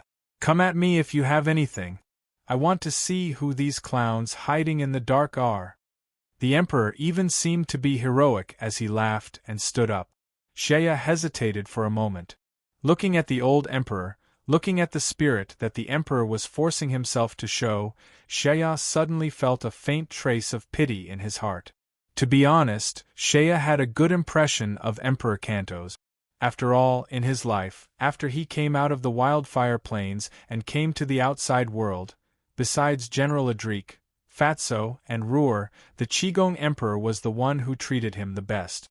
No matter what the Emperor's motives were after seeing him, he was quite appreciative of him. During the first meeting in the Imperial Palace, although he was somewhat disguised, the Emperor still encouraged him. Then, he was conferred a title and promoted. On the day of the hunt, the Emperor even promoted him in front of everyone. Being naked and being injured while drinking wine, that kind of heroic spirit really made Shea's heart involuntarily give birth to some admiration.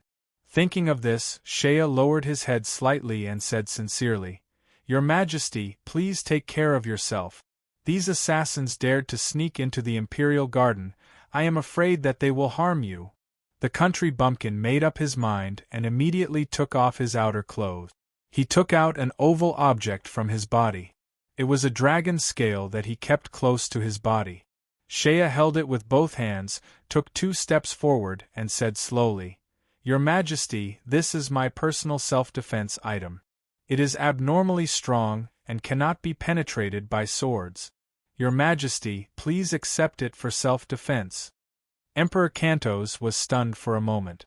He looked at the item in Shea's hands. He was the emperor, what kind of rare treasures had he not seen before?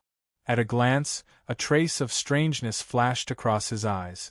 Even the shadowy middle-aged man standing in the corner couldn't help but have a trace of surprise in his wooden eyes. This. Emperor Cantos's voice was a little shocked. This could it be? "It's a dragon scale," Shea said. "This is a self-defense item that I obtained by chance. Your Majesty, please accept it. With this item, even if some assassins attack, it can protect your Majesty's safety. Emperor Cantos was really touched at this moment. He naturally knew the value of a dragon's scale. The value of such a powerful defensive item to a martial artist could even be compared to a second life. Such a powerful defensive item could save a martial artist's life at a critical moment. Moreover, Shea was about to rush to the border to take up his post. There would inevitably be some chaos at the border, and this kind of strong defensive item was what he needed the most to protect his life. This kid actually took it out and gave it to him without hesitation. That was enough to show his sincerity. The Emperor was slightly moved. He looked carefully at Shea. This young kid's face was full of sincerity, but he didn't know that Shea still had at least 100 pieces of this dragon scale. It was just that most of them were stored in his home in the mountains, and he only carried 3 to 5 pieces with him. The Emperor was overjoyed. He looked at Shea and laughed. "Keep it! I am the Emperor of the Empire. How can I take away your beloved item? And you are a general in the army, fighting on the battlefield for the Empire. You need these things." Then the Emperor said proudly, "I have thousands of iron armors, loyal and devoted royal guards. Those rats hiding in the dark won't be able to hurt me. I accept your sincerity." Shea laughed but didn't take back the item. He said calmly, "Your Majesty, I still have some dragon scales. It's enough for my own use, so you don't have to be polite with me." After saying that, he insisted on putting the dragon scale on the table in front of the soft couch. Only then did he take a few steps back. The Emperor was touched. He looked at this kid. Shea was telling the truth. That meant that he didn't want to take credit for it. Such a simple and honest young man made the Emperor very happy. He looked at the dragon scale on the table and his heart moved. The dragon scale's defensive power was indeed known to all. Having this item close to his body, it was light and secretive. It was indeed a great advantage. After thinking for a while, the Emperor smiled. "All right, I will accept your item, but I can't take it for free." Looking at Shea's heroic and majestic appearance, the Emperor pondered for a moment. Then he raised his voice and shouted, "Men!" Immediately, a response came from outside. A middle-aged warrior wearing soft armor strode in and stood beside Shea. The man who came in had short hair and was wearing soft armor. He had brown eyes, dark skin, and steady steps. When he stood beside Shea, Shea immediately felt as if there was a fierce beast standing beside him. The middle-aged man's eyes were full of spirit. He looked at the Emperor and said, "Your Majesty." Junker. The Emperor's attitude towards the middle-aged man was very amiable. "The one beside you is Baron Shea Thunder. He is also a young talent that I have taken a fancy to." The middle-aged warrior named Junker looked at Shea and nodded slightly. "Your Excellency Baron. Hey, boy, you should have heard of the Dark Knight Imperial Forest, right? Jean-Claude is the leader of the Dark Knight Imperial Forest, and also one of my most trusted people." The Emperor smiled slightly and then said seriously, "Jean-Claude, I have something for you to do. Baron Shea is about to go to the border. The border is a dangerous place. When you return to the city, go to the palace's armory and find a set of good equipment for Baron Shea." Shea, I don't know what weapon you are best at. In any case, I will leave it to Junker. Long and short weapons, armor and vest, I will prepare a set for you." The Emperor said this and then ordered Junker, "Pick up the good ones and take them." Hearing this, Junker deliberately looked at Shea again. His eyes flashed with a trace of surprise. He had been by the Emperor's side for many years. In recent years, the Emperor had promoted many of the young generals in the army, especially the Eagle faction. However, it was rare for him to show such love to a general. After talking for a while, Emperor Cantos was also a little tired. He then signaled for Shea and the rest to leave. When Shea left the tent, Junker followed him and called out to Shea, "Your Excellency Baron." Shea stopped and turned to look at Junker. He didn't know why, but when facing Junker, Shea always had an unnatural feeling in his heart. It was as if he was standing in front of a ferocious beast. Junker looked ordinary, but Shea always felt that this person was extremely dangerous. General Junker, is there anything else? Junker said lightly. I am an emblem group. Please don't call me General anymore. His voice was methodical, neither servile nor overbearing. His Majesty has ordered me to choose a weapon for your Excellency Baron. Please tell me your address. When I return, I will immediately send someone to deliver it. After Shea left his address in the imperial capital, he quickly left. He stayed in the imperial garden for another night. The next morning, the hunt ended. The emperor symbolically held a commendation ceremony to encourage some of the noble children who had performed outstandingly in this hunt. Naturally, this included Shea. In fact, the prey he had hunted in the past 2 days was not much, but the emperor had made it clear that he wanted to guide this newly emerged young baron. Who would be foolish enough to find fault with him at this time? Including Shea, a few of the young men were publicly encouraged by the emperor. Each of them was rewarded with a bow and arrow and a brocade robe. These things weren't in everyone's eyes. Those who were able to stand here were all noble children. Who would be stingy with these things? However, to be able to gain the emperor's favor and attract the emperor's attention, their future would be bright. These 2 days, the emperor's attitude towards Shea was seen by all the nobles. They secretly instructed their young disciples to find opportunities to get closer to this Baron Shea. Therefore, once the commendation ceremony was over, these young nobles who were rewarded together with Shea came to chat with Shea. After a round of intimacy, they invited him to a few banquet parties on the spot. Shea wasn't afraid. Although he understood the emperor's intentions and didn't want him to appear too eager for personal gain, there was no need for him to put on an unlikable attitude when others came to express their goodwill. Immediately, they broke camp and returned to the city. The royal guards led the way and thousands of people majestically returned to Osgilla. After returning to his residence, Shea had only rested for half a day when Soit came in to announce that someone had come to visit. Visitor? Shea pondered for a moment. He didn't have any friends in the imperial capital. Could it be that Cavalier came to find trouble with him again? But then Soit's expression became quite strange, and he added, Sir. The person who came said that it was from the Duke of Minas's family. Shea jumped up. The Duke of Minas? This name was not unfamiliar to him at all. The Duke of Minas, the Empire's most senior military elder with the most outstanding prestige. Although he was no longer in command of the army, and had even retired from his official position in recent years, and was now retired at home, who didn't know that he had outstanding prestige in the army? More than half of the Eagle's corps generals were under this old man's tutelage.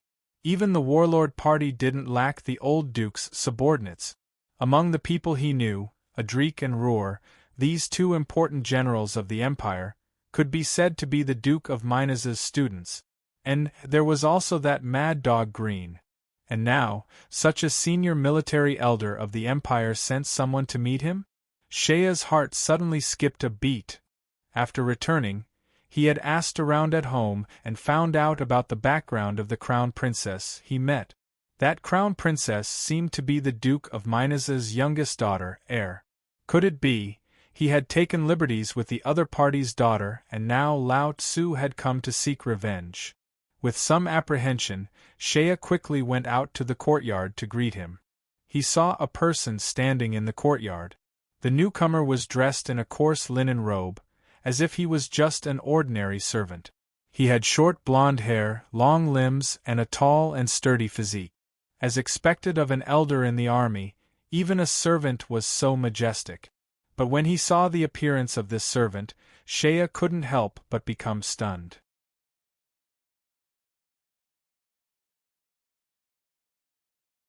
This person, heir, how should he put it? This fellow looked to be in his 30s. His face should belong to the heroic and handsome type, but he had grown a full beard. Anyone who grew a full beard would always give others a wild and forthright feeling. But this person's eyes were somewhat slender.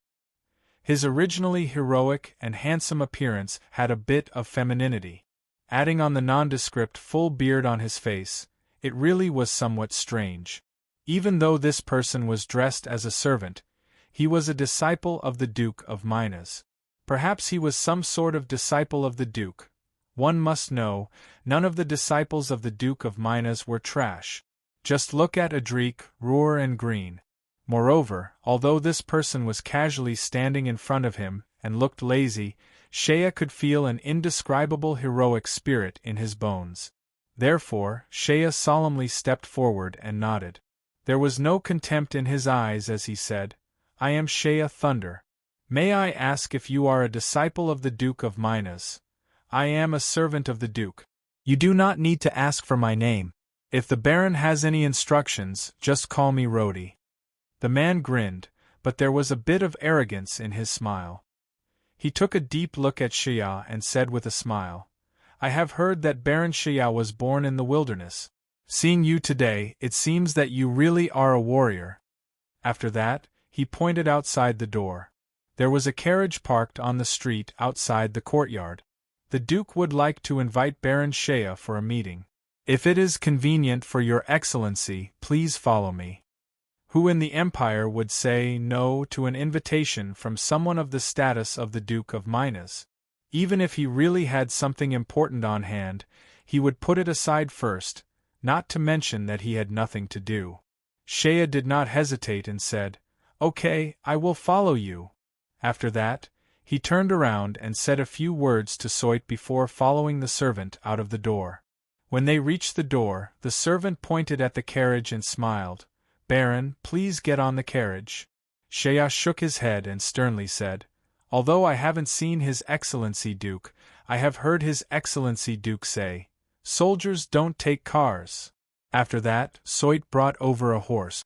Shea mounted the horse and looked at the servant. "Please lead the way. I will ride the horse and follow." The servant named Rhodey froze for a moment and then looked deeply at Shea. The corners of his mouth curled up into a smile. Without saying anything, he jumped into the carriage and sat in the front. He raised his whip and shouted as he drove the carriage forward to lead the way. When Shea saw the man raise his whip, his eyes suddenly lit up. Although Rhodey was a servant, when he threw out the whip, he only needed to flick his wrist and the soft whip immediately shot out in a straight line. His technique was indescribably clean and efficient. This kind of flexible wrist strength and skill, even if Xiao was confident in himself, he would not be able to do it. If he said that Rhodey did not know any martial arts, then he would be lying. This Duke of Minas's disciple was really full of hidden dragons and crouching tigers. Even a small coachman had such extraordinary strength. Shea's heart was solemn as he slowly urged his horse to follow behind. "I have two things to say. First, many of my friends are rushing back home for the new year. The north is full of ice and snow, so please be careful on the road. Second, during the New Year period, my updates might be affected.